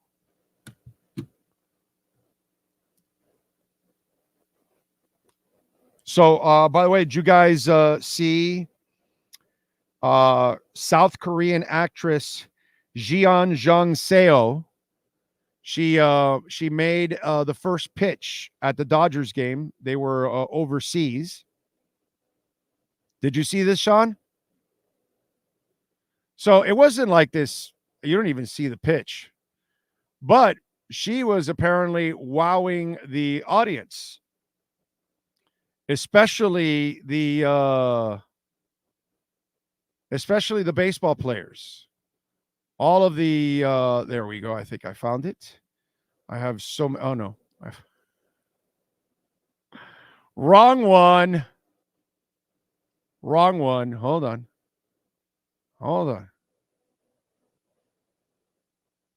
There we go. Now I found it. So apparently her name is South Korean actress Jeon Jung-seo, who was firing off the first pitch. And first of all, got to say, she got it in the booty department. So props to her. They're like, who is that? Oh, man. And then the guys were like taking pictures with her after. Everybody got around her and started taking, selfies with her and all that kind of stuff. So she was the talk of the Dodger series over the weekend in Asia. Oh, what else did we have going on? Oh, did you check out the jersey swap there, Sean? Okay. Just want to make sure if you saw the jersey swap. So there was a jersey swap at an NBA game over the weekend. If you didn't know, the Raptors, Grady Dick, wanted to switch jerseys with Anthony Black. So they did. They did. They switched jerseys and, they took a picture of a jersey swap. I mean, it's a thing they do nowadays. Jersey swaps. That's all. Jersey swaps. It's what they do. Yeah. Sure, most of you saw that, right? If you didn't, now you have. Now you saw it. which I think is, an experience in itself. There you go. Bro, every time I think of Los Angeles, I think of the movie Born in East LA when Paul Rodriguez starts playing to a landmine phone placed in the back of a framed picture of Jesus that wanted beer. Looks like she's too skinny for you. I'm not into the skinny girls. But I will give her credit. She does have a booty. So, got to give her credit. She had junk in the trunk. I was impressed with that. But it was just funny watching the Dodger players drool and then go take pictures with her after and all that. It's just kind of funny watching how they were all tuned in to like, who's that? Who's that? It's funny. All right. What else do we have? Drew Rosenhaus yesterday. Let's get back to a little Dolphins talk. We talked a little bit about the Tyreek issues, and that's passed. So you're going to have to go and rewind in the first hour and go check it out. And I address all the Tyreek issues. Connor Williams. I saw Drew Rosenhaus yesterday, and, the Aaron Brewer kid that they signed the center, he can play guard too. And he said that it's kind of a competition and that hasn't been settled. So it's not sure that he's going to be your center because they could draft a center. You know what I mean? There could be competition. You never know. Or they could sign somebody else. I think it's more along the lines about what happens in the draft in the first or second rounds. But anyway, as I digress, Agent Drew Rosenhaus said Connor Williams' knee injury last night on Channel 7, called it significant. And also said that he would not expect Williams to be signing with any team in the near future. And when they talked about Chubb's knee injury, because, people are writing about how Chubb and Phillips could be ready for the beginning of the season. And yeah, they could be ready. They might not be themselves or whatever. They could be ready, whatever, bro. At this time to be speculating about an article in March about whether they're going to be ready or not is just, it's just filling space, bro. That's all we're doing. But my point is, Drew was quick to say, if it was a clean break, oh yeah, no, Chubb can be back at the beginning of the year. And then later on in the show, that's when Josh Moser asks him about Connor Williams. And then that's when he went into, and he said, well, Connor had a significant knee injury. And then that's when you were like, whoa, now you know why the Dolphins went in another direction right away. So it's a significant knee injury. So that means, man, that's bad. There must have been ligament and cartilage damage and all kinds of shit. And it must be really bad. And so he said he's not going to sign anytime soon. It's bad for him, really bad for him. The only thing I could see is that he's going to have to sign a contract that is going to be very, very low. And so Miami could bring him back eventually to see if maybe he can regain his form and all that kind of stuff, or be a backup and help out in depth, that kind of stuff. But sad to hear that it was that bad. That is scary, man. Really is. All right. What else do we have going on?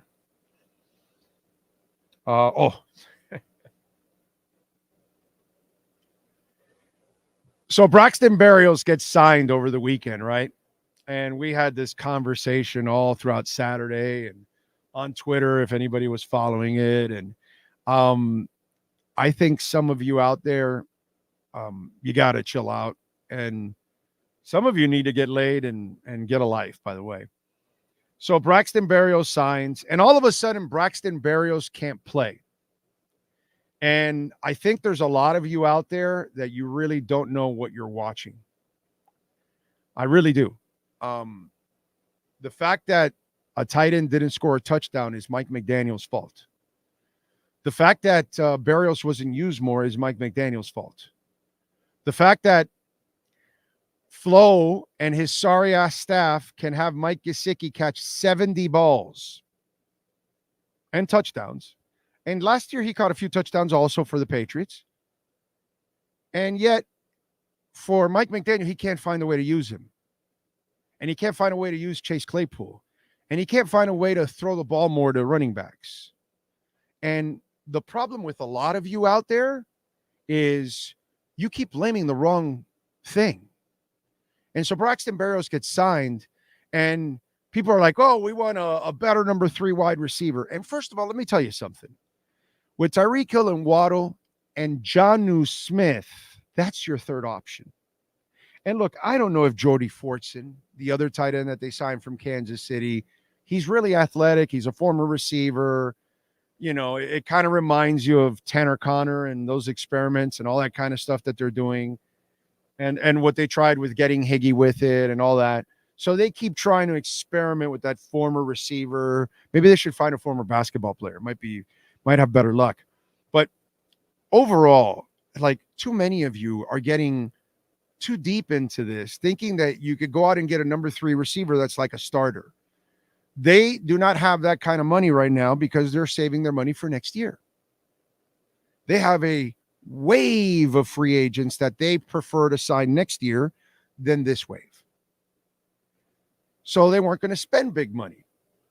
So they've got to go and try to sign. I wanted KJ Osborne. He just signed with the Patriots. That's one of the guys.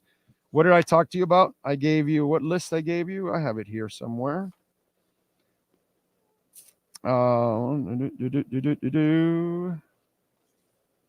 Where is it? Hunter Renfrow, Tyler Boyd, and he would probably be a little too expensive. DJ Chark, Braxton Berrios, KJ Osborne. You know, those are the guys we talked about, and I love KJ. As a number 3 would have been good here. You know, people are like, well, Braxton didn't catch this. That it's not Braxton the problem. The problem is Mike McDaniel. And he's got to learn how to scheme outside of Tyreek and Waddle more. And hopefully you are going to get back, you know, an offense that has more balance in the future. You know, that's what I'm hoping you get, because you haven't had that. More running and more spreading the ball around to other people. And that's on Mike McDaniel. It's not that those guys can't get open. That's the laziest shit that keeps getting repeated over and over and over again. And the number 3 wide receiver here, I'm sorry, guys, you're not going to find somebody that's like ready to step in and become a starter just in case something happens to Tyreek and Waddle. You have to draft that. Okay? If you drafted like the Niners and you have Ayuk and you have Samuel and you have Kittle, now you've done that. If you did it like Cincinnati and you drafted your guys and you ended up with those 3 guys, okay, but you're not signing. You're not drafting and signing the 3 guys as a combination. It just doesn't happen. And so you've also got to plan to pay Waddle. So you're not going to go really expensive. But this whole thing of slamming Braxton Berrios like he's a jag or something, this kid can play. And he's a tough, hard-nosed kid, and he can be a very serviceable 3, which is really a 4. Because let's go through the priority list. Tyreek and run. Run and Waddle. Then I want Jonnu Smith. That's my 3rd option or 4th option behind Tyreek, Waddle, and running. Or running Tyreek, Waddle, and then Jonnu. And then my 5th option is a mixture of my running backs and my 3rd receiver, my 4th receiver, whatever they are. If you really look at it, I want my backs catching the ball more than my 3rd receivers. I want Jonnu Smith catching the ball more than my 3rd receiver. So let's, come on, chill out. There was this whole huge discussion and all that. And in the end, the real problem is Mike McDaniel. He's the guy that's got to get better on game day.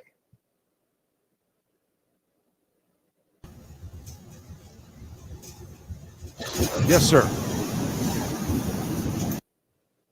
What are you going to say? Can you hear me? Yeah, now I can. I had a very bad echo in my headset. Okay. Isaiah Wynn. re-signs with the Dolphins, 1-year deal per Adam Schefter. All right. So kind of expected. And he was playing well. So there you go. Guy that could be battling there for left guard. So it's good. But you get Isaiah Wynn back. I don't have a problem with that one. What else?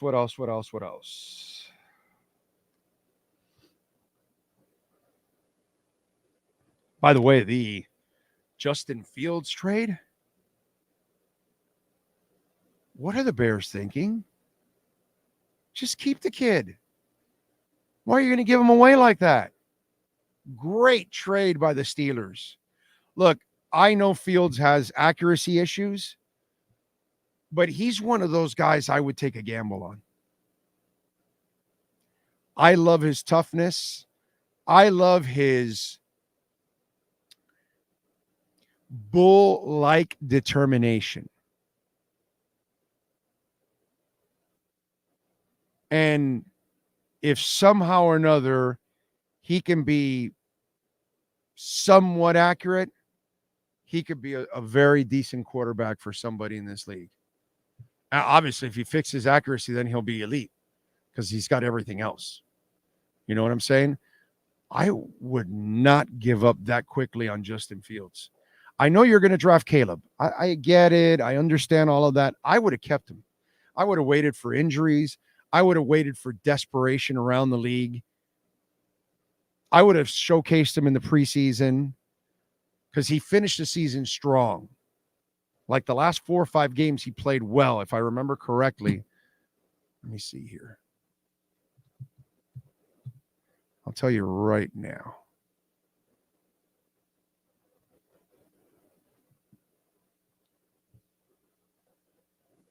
Let me get to it here. Okay, Justin Fields, game logs. Here we go. Okay.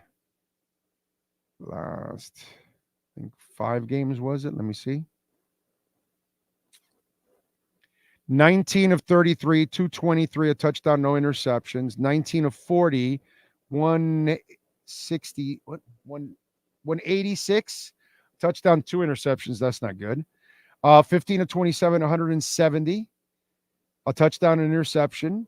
20 of 32, 268, a touchdown, no interceptions. 11 of 16, 148, no touchdowns, no interceptions. Yeah, no. Oh, I see what it is. It's before that. It's the 5-game stretch before that is what it was. 28 of 35, 335, 4 touchdowns and interception. 15 of 29, 282, 4 touchdowns and no interceptions. That's what it was. And then, well, this one had 58 yards, 0 touchdown and interception. And then he had 16 of 23, a touchdown, no interception. So it was right before the end where he had a decent stretch. Overall, he ended up with 16 touchdowns, 9 interceptions. He also rushed in 4 touchdowns. So 20 and 9 and 61% completion. You got to get over 65 to start being elite. I wouldn't give up on the kid. I would have kept him, and I would have hung in there. The Bears, that's why they're a constant clown show, because they do stupid shit like this. I would not be comfortable giving up on that. I get you got to take Caleb Williams. I totally understand that. But man, I would have kept Justin Fields. I really would have. I would have done whatever to keep him, prop him up as much as possible. Who knows? Caleb struggles. Justin comes in, saves his ass, and, whatever. You just never know, man. So whether they want a pocket passer or not, that doesn't matter to me. I just would not have given up on him yet. I think it's too early to give up on him. I'm not saying that he will be a success. It's just I'd rather keep him than give him away for a 6-rounder that could possibly turn into a 4. Brother, what's that going to do for me? Is that really going to change my? I'd rather keep him just in case I have an injury. What if things go well for the Bears next year? By some miracle, things go well and Caleb breaks down or something. Let's say Caleb is a freak and he plays well as a rookie, and they're kind of in a, winning. They got a winning record, or they're trying to fight for playoffs, and the kid gets injured, and you've got no backup. And what if you had a backup like Justin, and he comes in, and since he was counted out, like Duncan Robinson, and all of a sudden he finds his way, the light goes on, and you traded him away. For me, the Steelers made one awesome trade, because if somehow the light goes on for Justin Fields, they got him for nothing, dude. Nothing. Freaking genius on the Steelers' part. They lose nothing. Best case scenario, they lose a 6th rounder. Worst case scenario, they lose a 4th rounder. Oh my God, that does nothing to you. So, Jonathan Harris, they just Dolphins just put up a post of an official signing. You kind of knew he was coming back already, anyways. Let's see. Steelers probably going to draft a QB in 2025. That's why they brought in Wilson for a year. It's just, man. It would make sense to keep Fields even as a backup, but Fields wouldn't want to be in the same locker room with the QB that will replace him. Too bad. I don't care. I'm going to do what's best for my team. Kid, sorry. You didn't do enough to convince us. We have to do whatever, but hey, you're more than welcome to take the job from Caleb. So if you get the opportunity, injuries happen all the time. There's no guarantee any quarterback can stay healthy. You and I know that. Look how many injured quarterbacks this year. A ton. I don't care. See, that's the whole Tyler Hero thing. We got into that also. His feelings. This is professional sports, dude. I don't give a shit about your feelings. Man the hell up. That's what I would say to you. Man the hell up.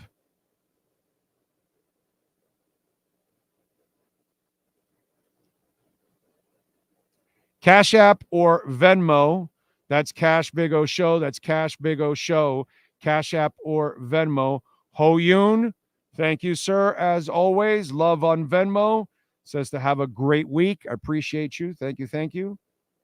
As always, you are the man. Thank you, my friend.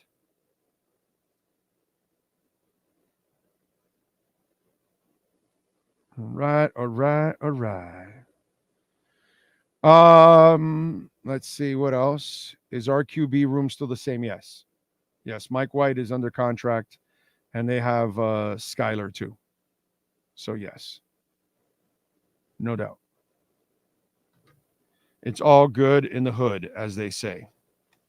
By the way, Dade County Youth Fair is going on right now through April 7th. They are open weekdays at 4:00. Spring break and weekends, they open at noon. Parking is free every day. Guests 5 and under and 65 plus are free. Of course, the fairgrounds are in Coral Way and 112th Avenue. General admission pricing is $16. They've got all kinds of ride tickets, unlimited ride tickets, up to $40 on site. You can buy tickets online at Sedano's before you arrive so you can save and avoid the lines at fairexpo.com. More than 80 rides and more than 130 food stands. You got to check it out at the Miami-Dade County Youth Fair, baby. Yes, celebrating 72 years. And this year, it's out of the world fun awaits you, baby. So come on out and join us at the Youth Fair. We'll be there on Wednesday, broadcasting live, or on 4:00. We'll go live. Okay. The Chargers kept Breeze after they drafted Rivers, and then the light went on for Breeze. They were fine. Yep. Exactly. Wow, dude compared Justin Fields to Big Ben. Laughable. Who did that? Who compared Big Ben to not the same quarterback? No, definitely not. I don't know who did that, but yeah, no, that would be crazy. No. Big Ben was a good quarterback right from the get-go, alleged rapist, but he was a good quarterback at Miami of Ohio. You know what? Let me get to some of the fun stuff here. Besides the serious stuff that we always have to talk about. Let's see here. Let's go with famous birthdays today. Birthdays on our wedding anniversary. For those of you tuning in, the wife and I are celebrating 30 years today, being wed. So she has put up with me for 30 years. So let's see on our anniversary who is celebrating a birthday. Adam Levine. Yeah, 45. Queen Latifah. Okay, Levine is 45. She's 54. There you go. Lily Collins, movie actress, is 35.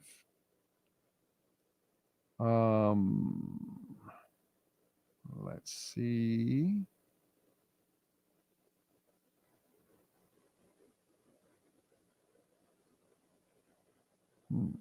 It did start strong. Abigail Cohen, actress, 26. Vanessa Williams, there we go. We picked it up, 61.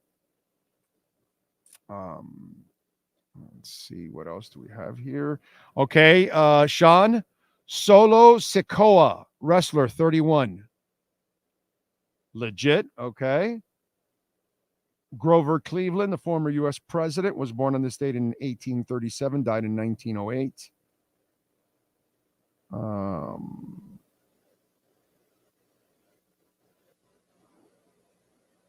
Thomas Ian Griffin, movie actor, 62. Brad Dourif, movie actor, 74. Daniel Harris, actress, 45. Irene Cara, what a feeling. She was born in 59 on this date. We lost her in 22. And those are the folks celebrating birthdays today. There you go. And music history. Oh, I got something for music history right now. It'll be after this. But anyway, in 75 on this date, the film version of The Who's Tommy premiered in New York. In 2004 on this date, Buckethead left Guns N' Roses. His manager told MTV the reason behind the decision was the avant-garde guitarist was fed up with the band's inertia. In 2002, the Rock and Roll Hall of Fame inducted Tom Petty and the Heartbreakers, the Ramones, and the Talking Heads. In 2001, John Phillips, who founded the Mamas and the Papas, died of heart failure in LA at the age of 65. In 2003, former Metallica bassist Jason Newsted joined Ozzy Osbourne's band. In 72, Neil Young had his only U.S. #1 hit with Heart of Gold. In 2004, Courtney Love exposed her breasts during an appearance on The Late Show with David Letterman. God, that's sick. The singer had her back to the audience and flashed the host while singing Danny Boy after the show. She performed a surprise gig at New York City's nightclub where she was allegedly have injured a man by throwing a microphone stand into the crowd. She was later charged with assault and reckless endangerment. That woman is a absolute disaster, bro. Disaster. Did you guys hear about Bruno Mars? Bruno Mars. So Bruno Mars is performing at the MGM Grand. He's there, you know, as a, what's it called? A stay there or whatever it's called. What's the word for that? Damn it. Somebody help me out with that shit. Anyway, so he's there at MGM Grand doing his thing. And a residency. Thank you, Eddie. So apparently he's making $90 million a year off the deal, off the casino. But unfortunately, he's got a debt of about $50 million. My man has a gambling problem. So he's supposed to make $90 million, and $50 million already is in gambling debt at MGM. So he's only going to make about $1.5 million per night after taxes.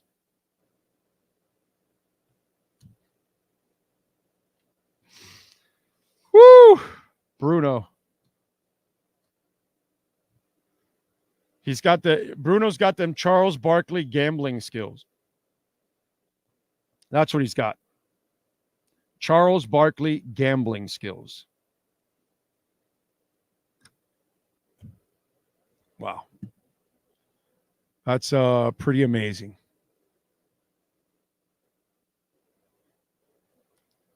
What do we have here?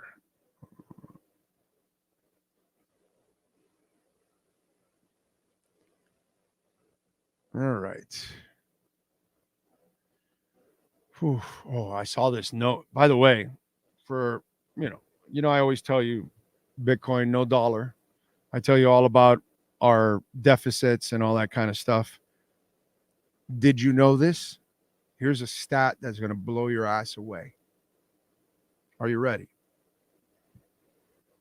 The U.S. government, all the taxes they collected in February from all of us, 63% of all the taxes collected from us went to pay for the interest of our debt. Not the debt, not any roads, not military, schools, Social Security, Medicaid, whatever. Nothing. No programs. Just interest on our debt. 63% of the money collected from all of us in our taxes for the month of February.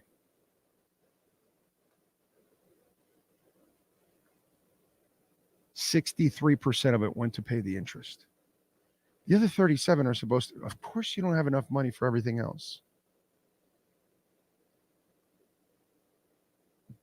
Dollar, Bitcoin. Not a financial advisor, but I don't know how many examples do I have to give you of what a disaster is developing, has been developing. What the last 4 presidents have done to us is criminal, dude. Criminal.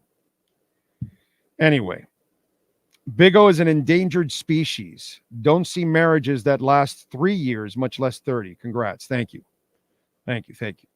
Well, 3 years, you're still playing house in my eyes. Somebody tell me, I've been married a year or 2 or 3, or I'm like, bro, you're playing house. I mean, I don't tell them that, but like in my mind, I'm like, you're playing house, bro.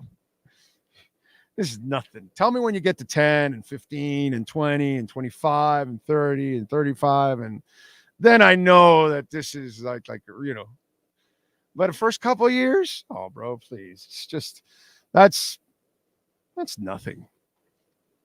That's nothing whatsoever. Let me show you something also. I have not seen this at a restaurant.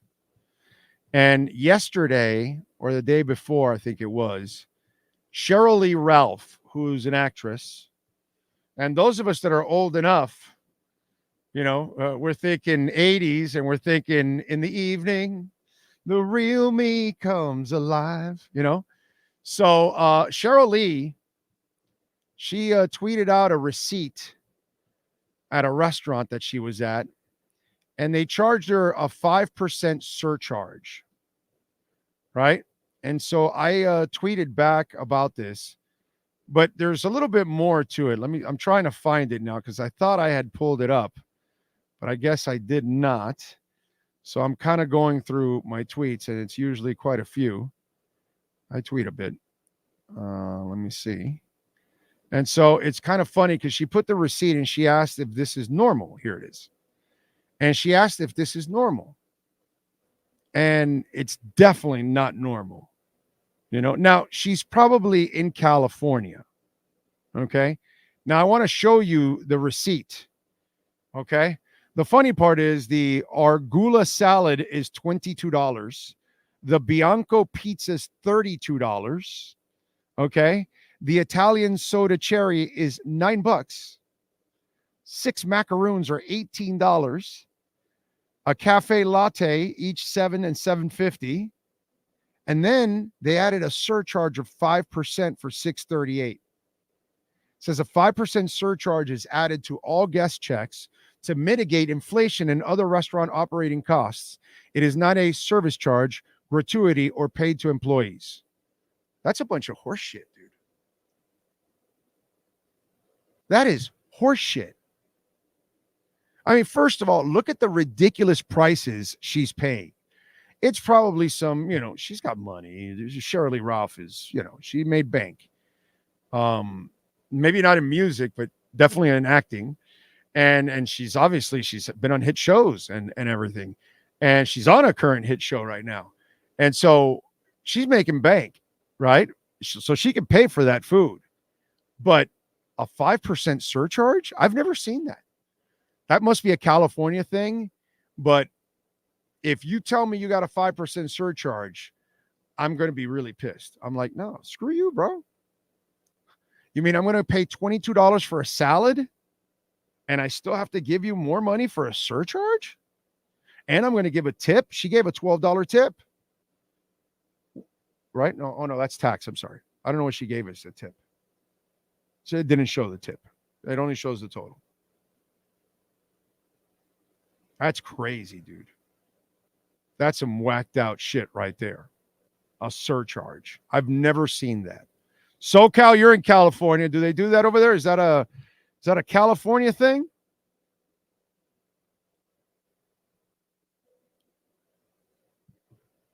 That's crazy. I don't know if you guys ever seen that, but damn. Anyway. Bruno Mars will now be known as Bruno Pluto. Safe to say no one should be taking betting advice from Bruno. No, definitely not. Don't take betting advice from Bruno or from Charles Barkley. For sure. That's guaranteed. 75K plus this week. Hope you are right-o. Sideways is boring, but I'm adding. No, Sideways is not boring. Sideways is strong. Vishal, if we went down to 40, then we're in trouble. But we were at 73, 66, 67, 68. That's shit. That's not a dip. That's like a little step is what it is. Little. And they all like using little for everything, right? Little Wayne, little Yachty, little whatever, right? Little Uzi, all that kind. Well, a little step. It's nothing. But the fact that it's holding there, that is the bullish part. Like my buddy was frustrated with Alethea because it pumped to 4. Actually pumped to 5 cents last night, and now it's back down just under 4 cents. And I told him, don't worry about it, dude, because it was at 1.5 cents or 2. So it pumped to 4 and right around, and it's hung there. So that's actually good. Consolidation is strong in investment. Okay? What you don't want is that's what you don't want. But if it goes like this, you're all right. You're all right. And if it goes up and then it finds a floor and it stays there for a bit and then it goes up again and it finds a floor, that is so bullish. It's not even funny. And that's what this is right now for Bitcoin. We're hanging around. It's old-time high. Okay, because it's already been beaten that. But you're hanging around the old-time high. That's super bullish. That's now your floor. It's going to explode from here. And we're going to go past 75. Watch. You'll see. Not a financial advisor, but, Big O, water must only be $5. Well, that's cheap. I don't know. It might be even more than that, my brother. Thank you, Eric, for the happy anniversary. Appreciate it. Yeah, no, wife needs a trophy. Tony, a trophy isn't enough for putting up with me. I wish I could give her a whole Bitcoin. So she could just, go have fun, lose me and just go have a great time. That's what I would like to do. Give her a Bitcoin, or it'll turn into like $1 million and she can do whatever she wants, bro. Go have fun. I put up with this man for 30 years. Let me take this money. Oh, man. Italian soda cherry is like $9. What the F? Yeah, I know. As a restaurateur, that is ridiculous. We just raised our prices for the first time in 3 years. Be better operators. Exactly, Pat. I'm never stepping foot in California. Oh, then you don't want to have fun. Dude, California is fun. I may not want to live there because they have so much shit going on. You know what I mean? And I don't like Democrats or Republicans, as you all know. But their leadership in California is that place is a disaster. But make no mistake, California is fun to visit. Okay? Maybe living there might not be fun because of all the natural disasters that are constantly going on there. And then the crime has gotten crazy and all that. I get it. But I don't know, bro. I love visiting LA. I love going and hanging out in LA. I do. I would never live there. Never, ever live there. But California is fun, dude. California is our best state. It should be. I know right now it's not because of all the disaster. But God, that state is so much ahead of everybody else. From everything, from resources to just a variety in that state and everything that they have, it has such an advantage over most states. It really does. I know right now they're going through turmoil, but God, that state has everything, dude. That's a phenomenal, phenomenal state. It just, I don't know what's happened to it, man. I don't know what's happened to it, but I'll tell you this. I'll never pass up a trip to go hang out in California for a few days or a week. I always have a blast. And being a music guy, Jesus, New York, California, and Las Vegas. Those are three places that I love to go to because artists are flocking there constantly. You know what I mean? That's the other thing I love about Southern California. Jesus Christ, the amount of concerts. So, I get it. California has its knocks right now. But, man, it has so much in it that is so explosive, man. So fun. So I've been to California so many times and stayed there and everything. I've gotten to know the state a little bit. It's a fun state, man. Give her a trophy and tell her she's a trophy wife. That's a good one. The ground moves too much for me in California, says Drago. I've been lucky every time I've gone to California. Even when I lived in California, I never felt a tremor. Even when I lived in California. How about that? So I'm kind of the lucky charm for California. When I go there, no tremors, no earthquakes, no nothing. Now watch the next time I go. Obviously, I'll get swallowed by the earth. And I'm gone. Yeah, I get it. That's probably what's going to happen to me.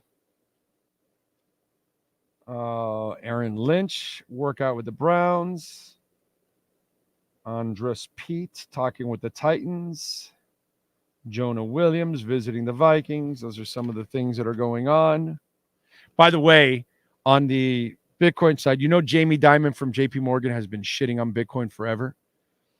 Did you know that his investors on JP Morgan now, in their portfolios, the allocation for Bitcoin has overtaken gold?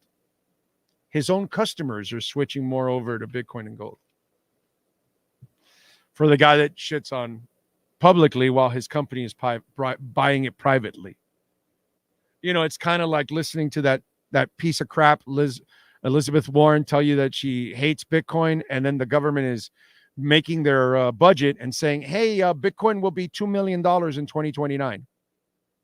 I don't know if you know that, but our government, in Biden's budget, in his $7.4 trillion budget for 2025, they've got Bitcoin going to $2 million in 2029. Not one, but two. As always, don't go by what they say, go by what they do. That's what you're supposed to do. Florida's trying to become the best version of Cali. Nah, we can't compare to Cali, bro. There's no comparison. We'll never be Cali. We don't have the landscape that Cali has, bro. It's not even close. You ever been on the 101? You ever been to Northern California? You ever gone to Carmel? Have you been to California? Have you? Really? Like, hate to say it, but it's about the most ridiculous comparison there is in the world. Okay? We got nothing on California. Okay? The only thing we got on California is that we control crime here. A hell of a lot better than California. Way better than California. That's what we have on them. You know what I'm saying? That because Republicans are better at crime than Democrats on average. That's just it. Again, I don't care about either side. So don't get butthurt, okay, if you're a Democrat or if you're a Republican, because I'll slam both happily, okay? But I call it like I see it. And that's because we have a Republican governor. That's all. Democrats are weak on crime in general. Look at California and look at New York, bro. You think you can do to cops in Miami what you can do in New York? Oh, wait. Hold on. Here we go. You think a New York cop can do this? Huh? You think a New York cop can do this? New York cops would never do this at all. Here we go. South Beach this weekend. You morons don't want to listen? Order before you gotta leave or you're gonna go to jail. Let's go. You guys gotta go.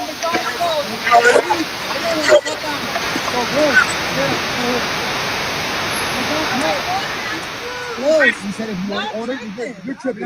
If you order, you're tripping. Get your food and that's it. Don't get no lift. Look, very simple. You want to go to jail? Simple as that. You want to go to jail? Check your attitude. Check your attitude. We ask you. Listen. Because you're running your mouth. Are you listening? Are you gonna listen? You're yelling. I'm not. Yes, you are. Okay, look, we're letting you. Let me stop talking for a second. We're gonna get your food in and that's it. Excuse me? Turn around. Don't touch me. You're under arrest. You're under arrest. For curfew.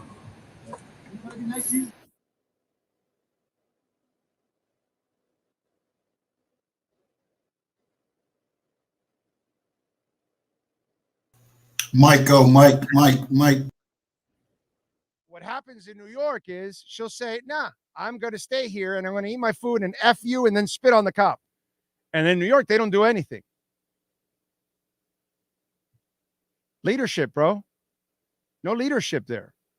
Here, our cops aren't going to take that shit, dude. We're not going to take that shit. And I'm glad, bro, Miami Beach. Exceptional. Did you see the losers go to Fort Lauderdale? And they're fighting. There was an assault on a cop and everything. That's, like, dude, I'm 50. I did all the partying. I lived the 80s. The 80s. Okay? The 80s. I never assaulted a cop. It's pretty simple. A cop tells you, don't do this. You don't do it. Tells you, go that way. Go that way, bro. What the hell do I want to get arrested for? Move on. It's telling you, we're letting you get your food and leave. And you're still giving them lip. Like, shut the hell up. Now you're arrested. What a dumb bitch. But she deserves to get arrested. That's what doesn't go on in New York. So we got that on California. But clearly you've never been to California, because if you've actually been through California, you would never, ever, ever, ever, ever, ever, ever, ever, ever, ever, ever, ever, ever, ever, ever in your life compare the landscape of Florida to the landscape of California. Never. California's magical, bro. The shit they have there.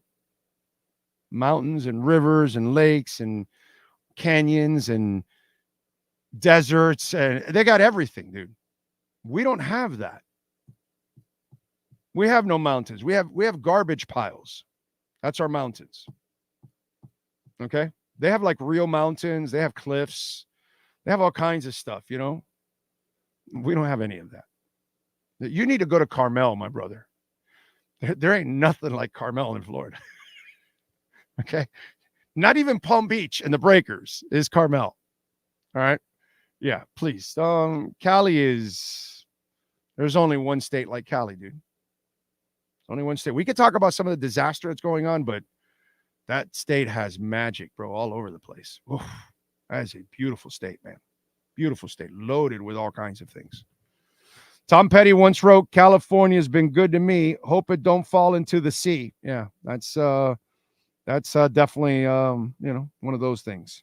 Oh, for your anniversary, don't try the handwritten gift certificate for a free massage. What do I think about what Tyson's Foods are doing? What are Tyson Foods doing? I must have missed that. You got to fill me in, Dan. Sean, look it up. What is Tyson Foods doing? Thank you, Oscar, for the congratulations on the 36 and a half years. That's quite an accomplishment that you don't see any more these days. God bless you, your wife, and your family. Thank you, sir. That's very nice of you. Oh, so did the beach completely shut down spring break? Not what they did was they took out all the idiots. And so now you hang out and you can go have a decent time, and normal people can go without worrying about guns and all kinds of craziness. They cleaned it up, dude. They had no problems on South Beach the last 2 weeks. No problems. They did a great job. And Fort Lauderdale now has got to pick it up because now the idiots are going there. Yes, sir. What were you were you going to say something, Sean? Yes. Sorry. It looks like they're hoping to hire over 40,000 immigrants for labor manufacturing jobs. That's from the New York Post. Fox News is saying Tyson hiring migrants while laying off U.S. workers. Who's saying it? Well, that was Fox News headline is Tyson hiring migrants while laying off U.S. workers. Yeah, the problem is Fox has no credibility. No, and then New York Post is saying Tyson Foods hoping to hire over 40,000 immigrants for labor manufacturing jobs. Okay. All right. There are jobs open. There's lots of jobs available. Right. Problem with Fox is you lied completely about an election. So let me see. Hold on a second. Who's the guy? So, Dan, let me ask you something. Are you an idiot that you think the election was rigged? Just want to know because, that entire network lied to, people and, I'm just saying. Again, I don't care about Democrats. I don't care about Republicans. I slam both of them. But I'm also brutally honest. Something, a lot of you don't have in you, especially some of you out there, you're kind of hiding about your opinions on this. You don't even want to say it. So, Dan, did you think the election was rigged? Because if you're believing Fox, you're kind of naive, my brother. I'm just saying. I wouldn't believe anything Fox reports. If you do, Dan, you're not very smart, my brother. Okay, so find a more credible source that's actually proving it. Fox and all that. Didn't they have some guy that had all this proof on Biden? Oh, that's right. He was a liar. Oh, yeah. A lot of inconsistencies there, man. A lot of lying going on. A lot of stupid people getting suckered, Dan. Are you one of those? Where we at? No, honestly, I don't believe Fox. Okay, so. All right. Okay. And you don't believe that the election was rigged, right? You said you don't believe in Fox or CNN. I want to hear that you say the election wasn't rigged. Because once you say it is, then I know that you're just a party zombie and you have no honesty and you even lie to yourself because that's what all you people are doing, by the way. All you're doing is lying to yourselves. You're not lying to us. Those of us that know, that deadbeat Biden beat him. That's all. Deadbeat Biden beat deadbeat Trump. So, nope. Okay. All right. No, I know you're asking my opinion, but I also I like to, make sure where it's coming from. Like Eddie Palacalle, remember that phony? I asked him simply. He said, "Oh, no, I'm not a Republican or a Democrat. And I go, okay, great. So tell me something bad about Trump. And he couldn't say it. He didn't have the balls to type it in. You know what I mean? So then you got tested like Eddie Palacalle. And so unlike Eddie Palacalle, you stay, Eddie's gone. You are honest, Eddie's a phony. So we boot phonies out of here. You know what I'm saying? So yeah, I wouldn't believe Fox or CNN. You know, they like to, kind of go crazy. It's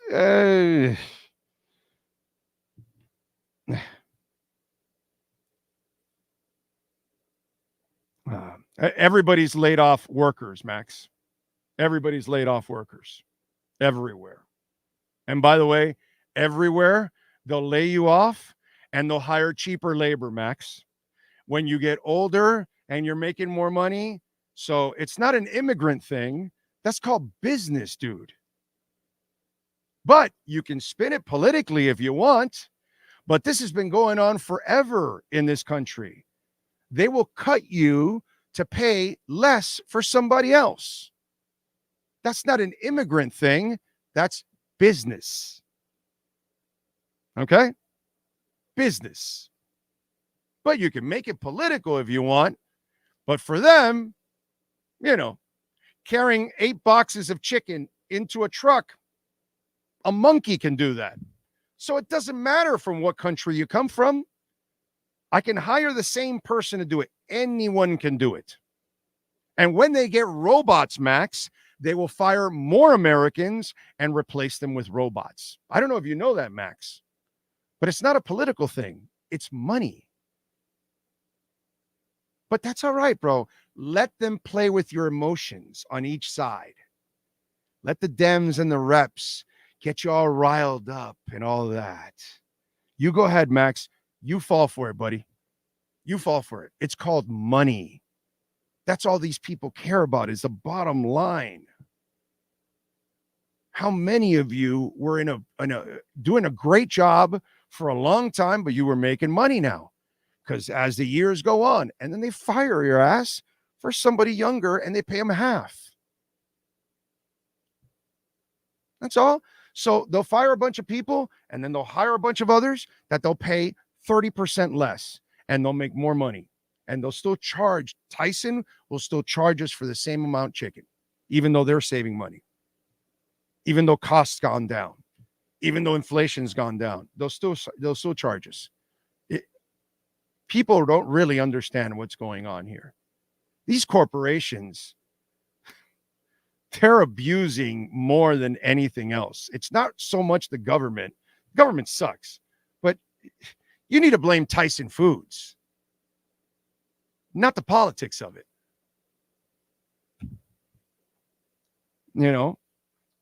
It's just, you're so right, Orlando. As someone who's worked next to Mount Rushmore, California, as a beat in everything except common sense. Right. Yeah, our state is run better than California's, right? But the California state is, oh my God, it's a gem, dude. If you've never been really, if you've never traveled through Northern California and Southern California and all that, if you've never been from San Francisco to San Jose or Carmel or Los Angeles or San Diego or you've been to the Sierra Mountains or whatever, I can't help you. You know what I mean? You when you go see the Redwood Forest and all that kind of stuff, there's no comparison. There's none, brother. None. Zero. California is at another level. At a level that no other state is, put it that way. They just need some better leadership. That's all. Straighten their crime stuff up and they're rocking again. You can't do anything about the natural disaster stuffs. That's, fires, floods, remnants of hurricanes, or whatever it is that they get everything and anything, snowstorms and rainstorms and tropical, whatever the hell those things are called. I mean, they deal with, and earthquakes, they deal with everything, dude. It's crazy over there. That part they can't control. But the other stuff, yeah. It's called capitalism. Capitalize on the option. Exactly. Oh, are Americans willing to work in the fields, meatpacking plants, restaurant kitchens anymore? No, Troy. That's the other thing that Max, I smoke joints doesn't get. You know, the naive one, Max smoking joints, doesn't get that. That it's business, you know. Yeah, he doesn't get any of that stuff. Nah, he doesn't. He just wants to make it all political. And he doesn't understand that it's really not political, you know. It's all about money, and they don't care about us. Biden reminds me of Mr. Burns from The Simpsons. Biden's being more senile. Dude, I mean, Trump is as senile, maybe even more than Biden, actually. They're both senile, bro. What's Biden? George Bush Jr., Jimmy Carter, Gerald Ford, deadbeat president. We've elected those many times over the years. Nothing new. Corporations run our politicians. That's right, Dan. Dan's a smart dude. Dan gets it.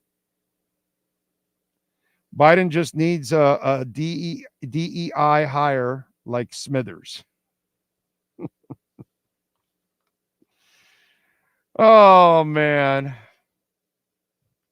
Boy, I've been killing myself because I'm an investor in Van Art Chain, and we got it like at 5.5, 5.7 cents, just under 6, and it's at 30 now, right? So it's like 6x on us. And they just put out, see if you can answer this question. They're adding a new partner tomorrow. It's a gaming studio and publisher with over 700 million plus downloads on mobile. Who's that? Like, see, I'm not a gamer. And so Van Art Chain is big on gaming. So they keep adding partners. This is why they're growing. They just added NVIDIA last week. And they cut a deal with Google Play. So you're with NVIDIA and Google Play. And now this one here tomorrow. And Van Art just keeps making these huge partnerships, dude. And it's eating me alive. But I don't know enough about gaming. I'm a dummy when it comes to gaming. I don't know shit about gaming. So some of you out there may know gaming. So what gaming company, gaming studio / publisher with over 700 million plus downloads on mobile? Who would that be? Who would that be? I don't know any of this stuff. So that's interesting. I'm dying to find out because that's going to be another huge partnership for Van Art Chain. Loved it. Love it, man. That's kind of what you want to, when you invest, you want to know a lot of those things. What's going on? Who are they hooked up with? You know, that kind of stuff. By the way, Bitcoin's at 67,973. So after bottoming out at 66,679 at 10 a.m., right when we came on the air, since we came on the air, it has gone up $1,300 on a straight shot. So let's see. Let's see if this thing wants to start climbing. Avalanche, by the way, back up to 14% to $63. Solana is up over 5% at $203. I got to tell you, Solana was one that I had I could have gotten it at $10. I was following it. And I said, wow, should I get in? But they had 11 crashes last year. And it was hard for me to invest money in a company. And they had a crash recently.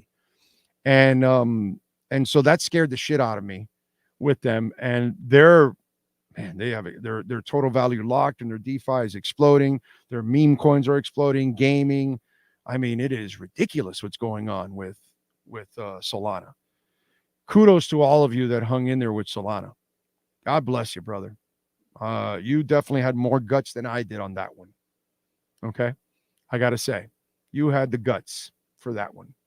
You had the balls, and you deserve everything that you're getting right now, because think about it. It's already at a 20x from its low of $10, 10 something, and it's at $200. I mean, just sick. What a sick turnaround. Really impressive. Something that I never saw coming, I got to say, because I was kind of worried about Solana with all the crashes from last year. All righty. Okay, what else do we have going on? So they're asking if Caleb Williams is all in with the Bears. Well, he better be, because that's where he's going. So Dallas reworks Dak's deal. Okay. Fiorentina's GM on life support after cardiac arrest. Wow, man, that sucks. Otani's going to start throwing. May play the field. All right. That's some of the general headlines. All right, fire off. You guys got any questions for me? Because I think I am done with material. Yep, I am done with material. It's over.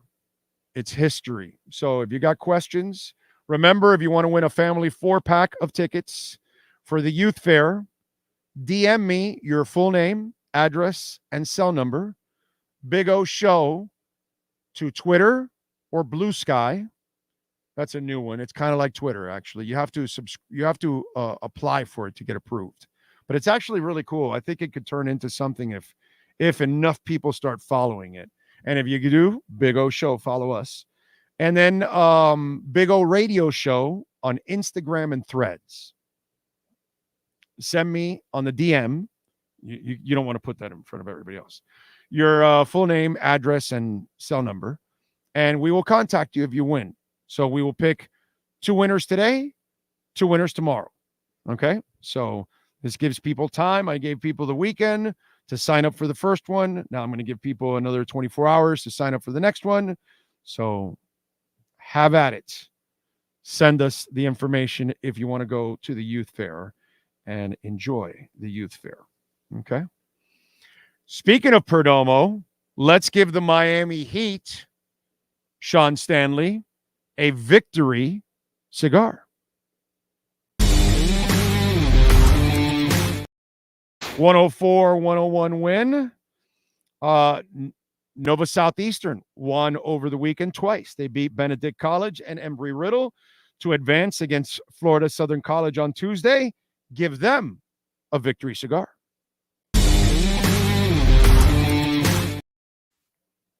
And InterMiami on Saturday defeated DC United on the road 3-1. Leo Campana with a goal in the 24th minute. Leo Suarez, Mr. Gimp, 2 goals, 72nd and 85th minute, baby. Give InterMiami a victory cigar. Love it. Love it. They got the Red Bulls on Saturday at 2 o'clock. Oh, any preference in the draft at this point in the offseason? Not yet.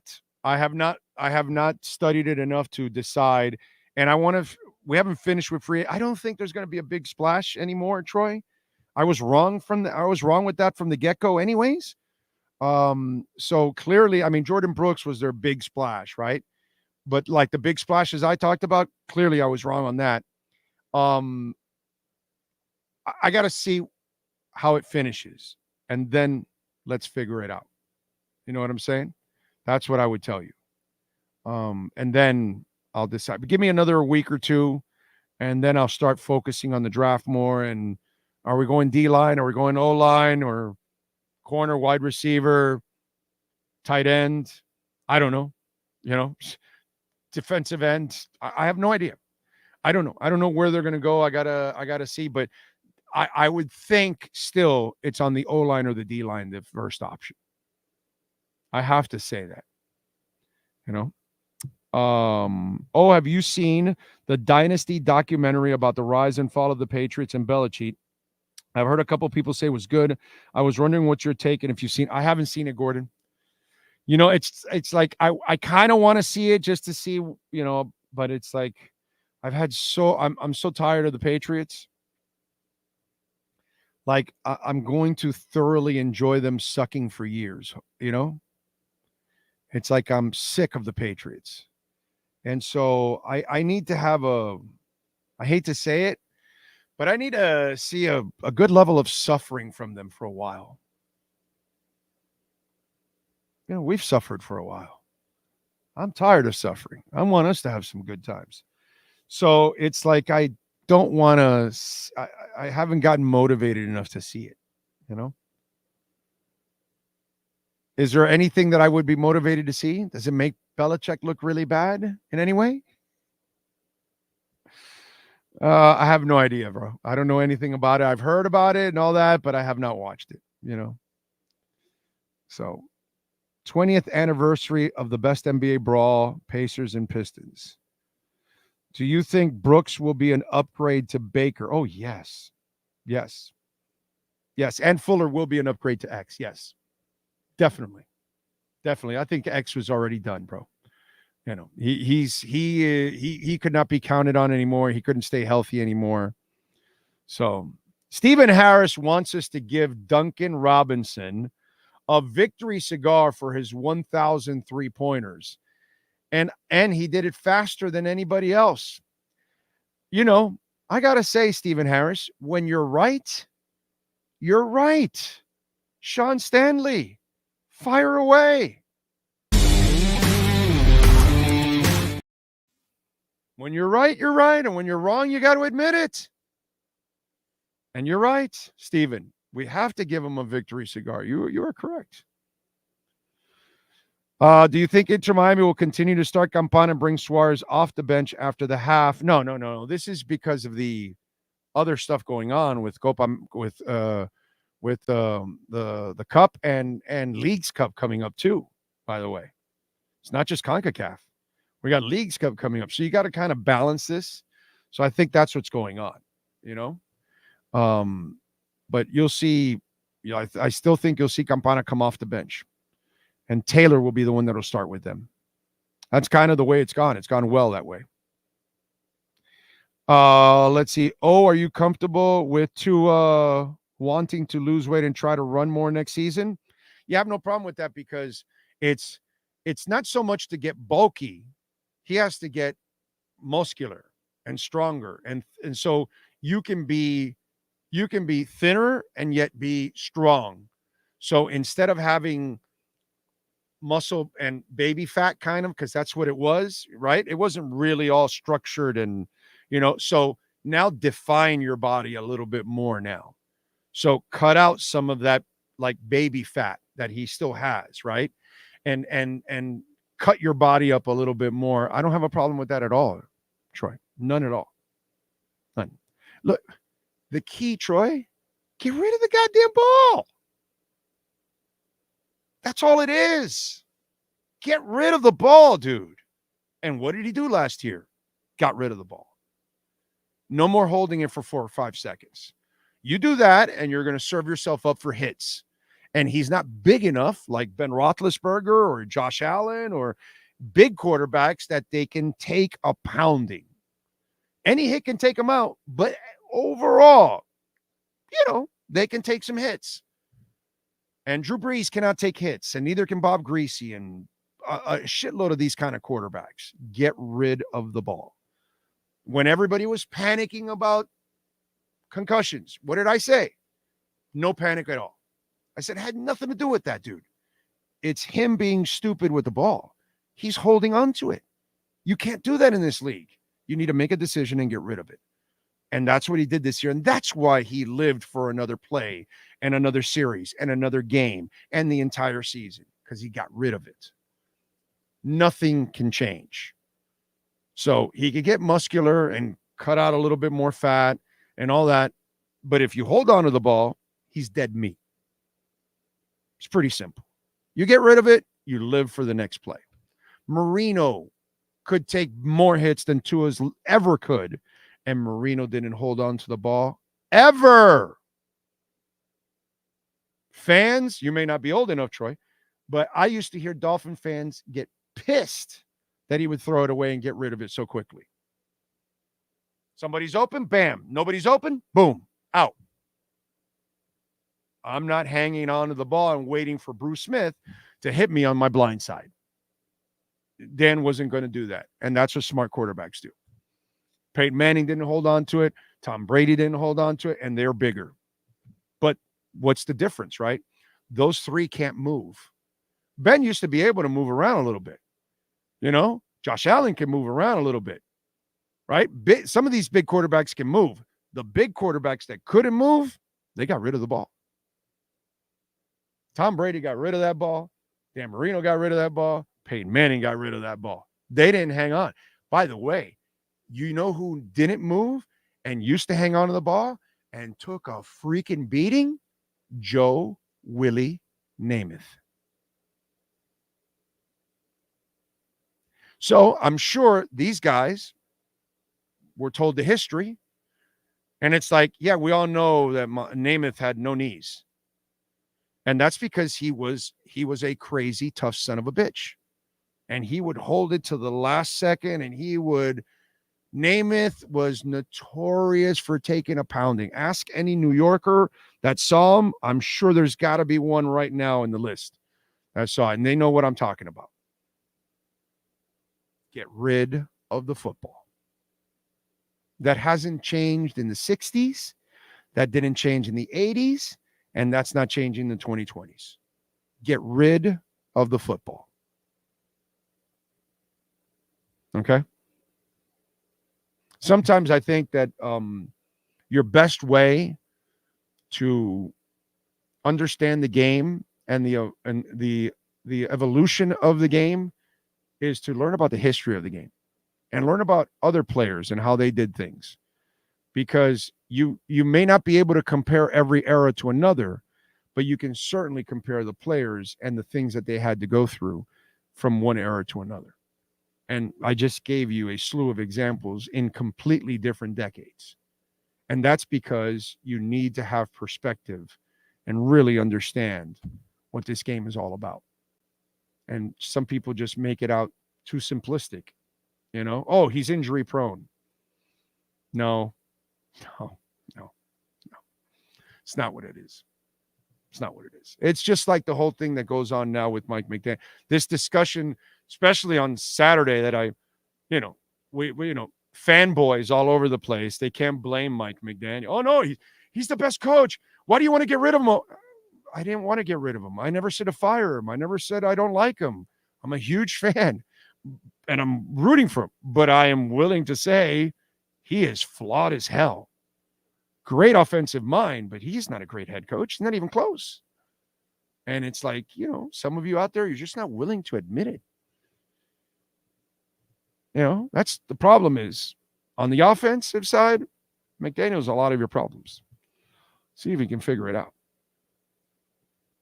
Big O, as a Finn fan, I'm starting to get tired of rooting for Tyreek Hill with all the off-the-field problems. Starting to get tired of his act and thinking he's a creep. Well, he's kind of a creep and he's a liar. And he has no credibility whatsoever. But you're stuck with him. So I talked about it earlier in the show. You may want to rewind. And I kind of went through it and explained it, But he's not going anywhere. So, he's here for at least 2 more years, and then they'll move on if they can. Okay? Let's see. As it sounds, Suarez already top 10 all-time in both goals and assists for Inter Miami. Well, yeah, but we have no history. No, I mean, Higuain has got to be up there. But, yeah, he's probably in the top 3 right away and all that because we don't have anything. But we're too new. Sam, I am. Thank you for the happy anniversaries. Are you interested in RFK Rodgers? I'm not interested in Trump. I'm not interested in Biden. I'm not interested in RFK. I think it's all garbage. Okay? I'm not interested in anything here. Nothing worse than Trump, but I'm not interested in any of them. Okay? Nothing. We're so screwed. Doesn't matter who takes over, bro. Although we'll be a little bit more screwed with Trump than anyone else in history. 2 guys as local fans, I'm starting to get tired of. Hero, never available, and Hill, multiple off-field issues. Yeah, I get it. Big O, what do you think? Are we heading to the big flag football and no more Nah, Dan, that can't happen because you won't watch. None of us will watch. If the collisions are gone, the NFL dies. Okay? Eliminate wrecks in auto racing. Where are the ratings going, Sean, if they eliminate the wrecks in auto racing? He's got a thumbs down.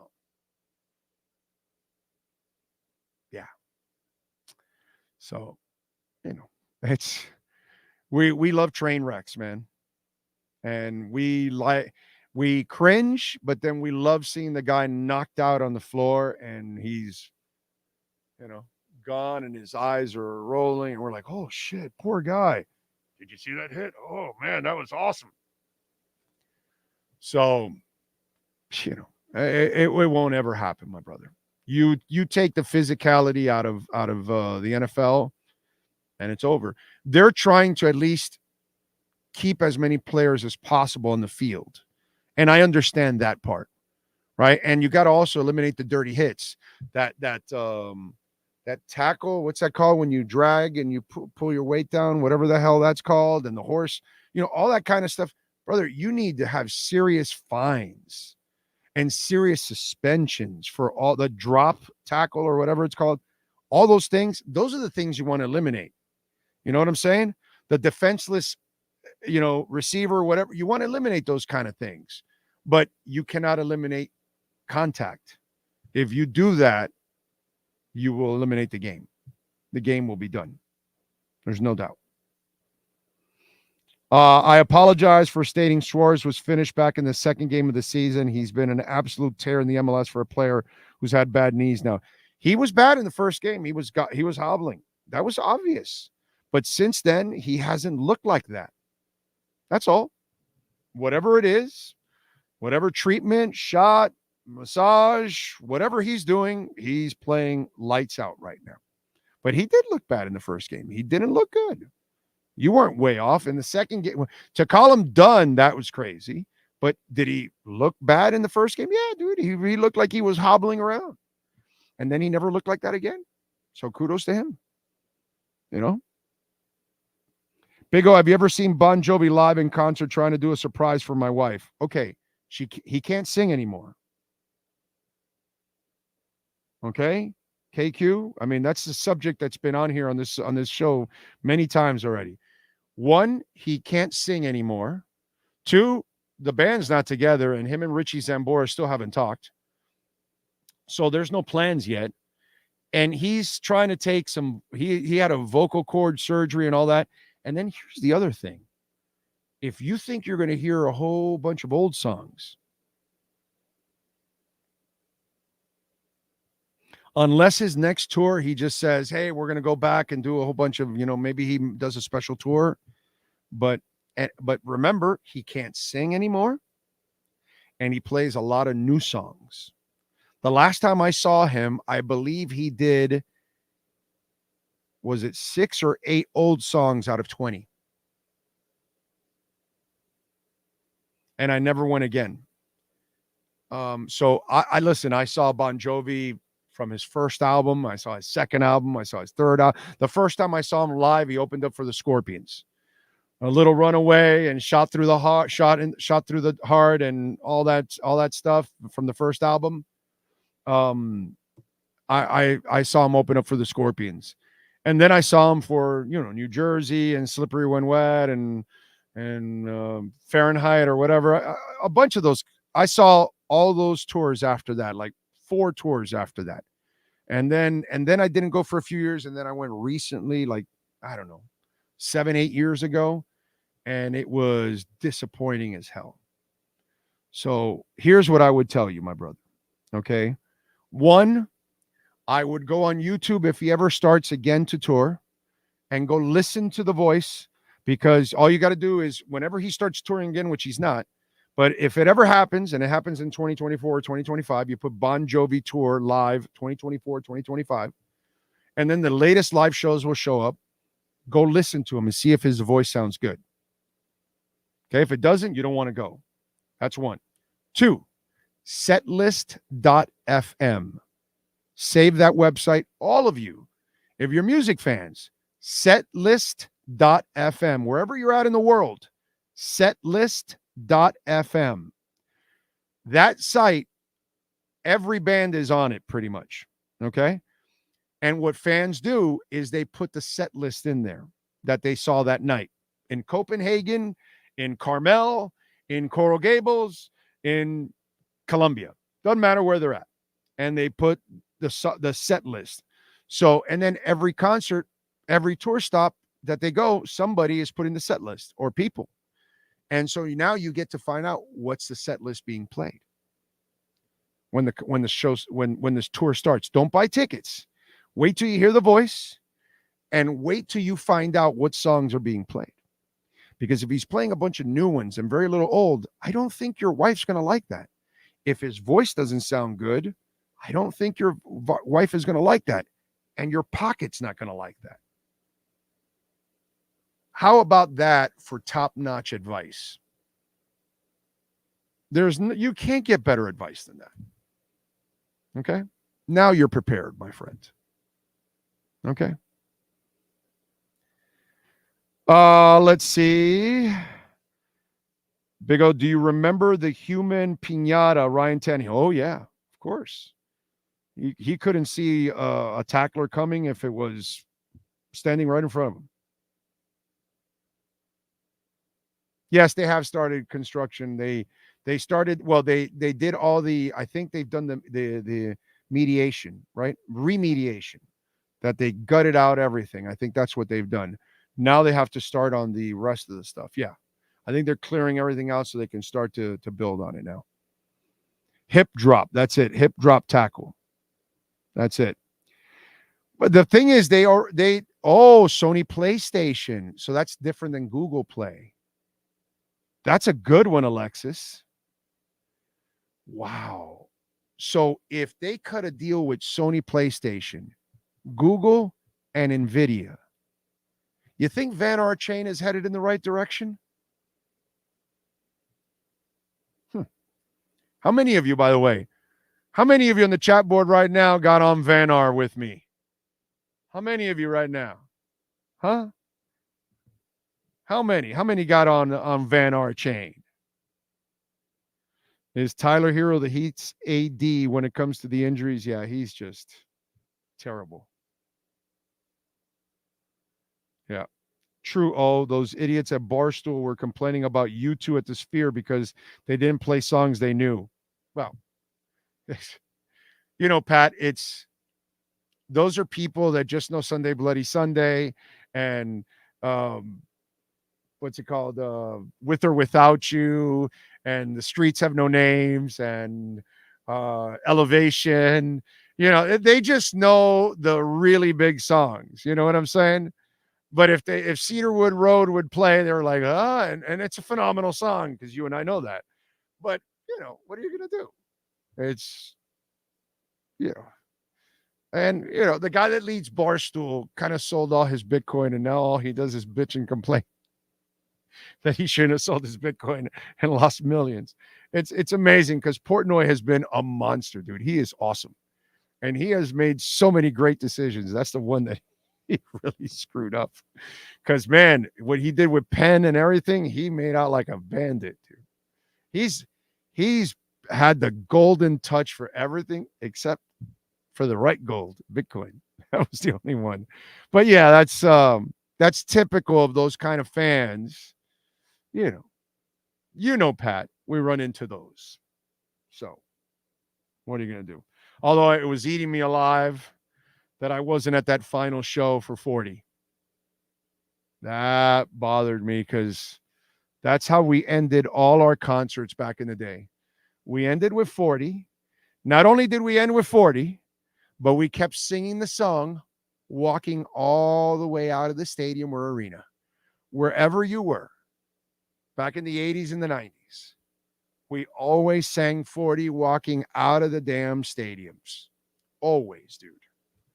That was always like one of the really cool things about, the U2 fan base and that's the other thing, Pat. Those guys complaining at Barstool, they're not real fans. They're just kind of like casual fans. You and I are real U2 fans. Like we listen to the entire album. So they don't, when a man loves a woman, like they would never know that song, which is a great freaking song. Three Sunrises. They would never know that. It's just kind of stuff like that, but it's, Surrender. They're not going to know any of that kind of stuff. You and I, they play that, we're freaking out.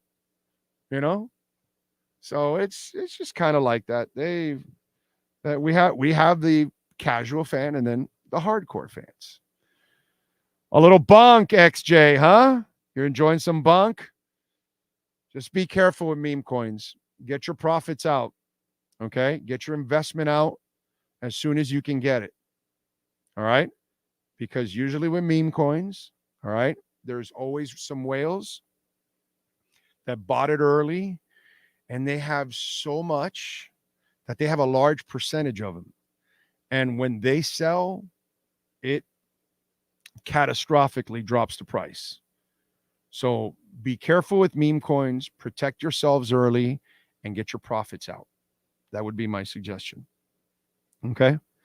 I had tickets to the last show. I sold them because my dad was in the hospital. He passed away on that Sunday. I hope during that song. Wow, I did not know that. My condolences, my brother. Sorry about that. Wow. It's rough. I lost mine a long time ago, and you never recover. Over 30 years ago, and you never recover, man. It's just one of those things you have to learn to live with. Troy, yes, I'm still buying Bitcoin. Of course I'm buying Bitcoin. I'm never going to stop buying Bitcoin, dude. If you buy it now at 67 and it's at 140 a year from now, was it a bad buy? No. And when it's at 250 and you bought it at 70, and when it's at 700,000 and you bought it at 70, you 10x'd it. So no, I'm not going to stop buying. Now, when it's, 200, 300, 400, 500,000, then yeah, you're buying so little that, yeah, at that point, yeah, I'm done. But for now, I'm going to keep buying. I'm not going to stop buying. There's only a finite amount. Like I had some idiot over the weekend try to compare gold to Bitcoin. I'm like, yo, dude, you don't even know what the hell you're talking about. What are you talking about? Like gold's been hanging around 2,000 for well over a decade.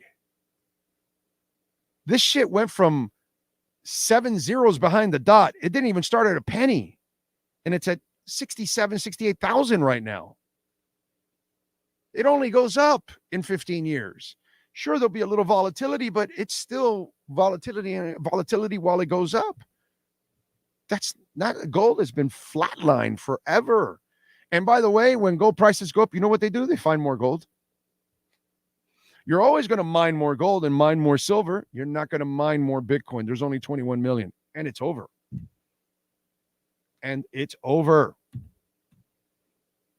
So it's like, brother, you don't even understand what the hell you're talking about. It's like I had clearly a Trumpy. And listen to this.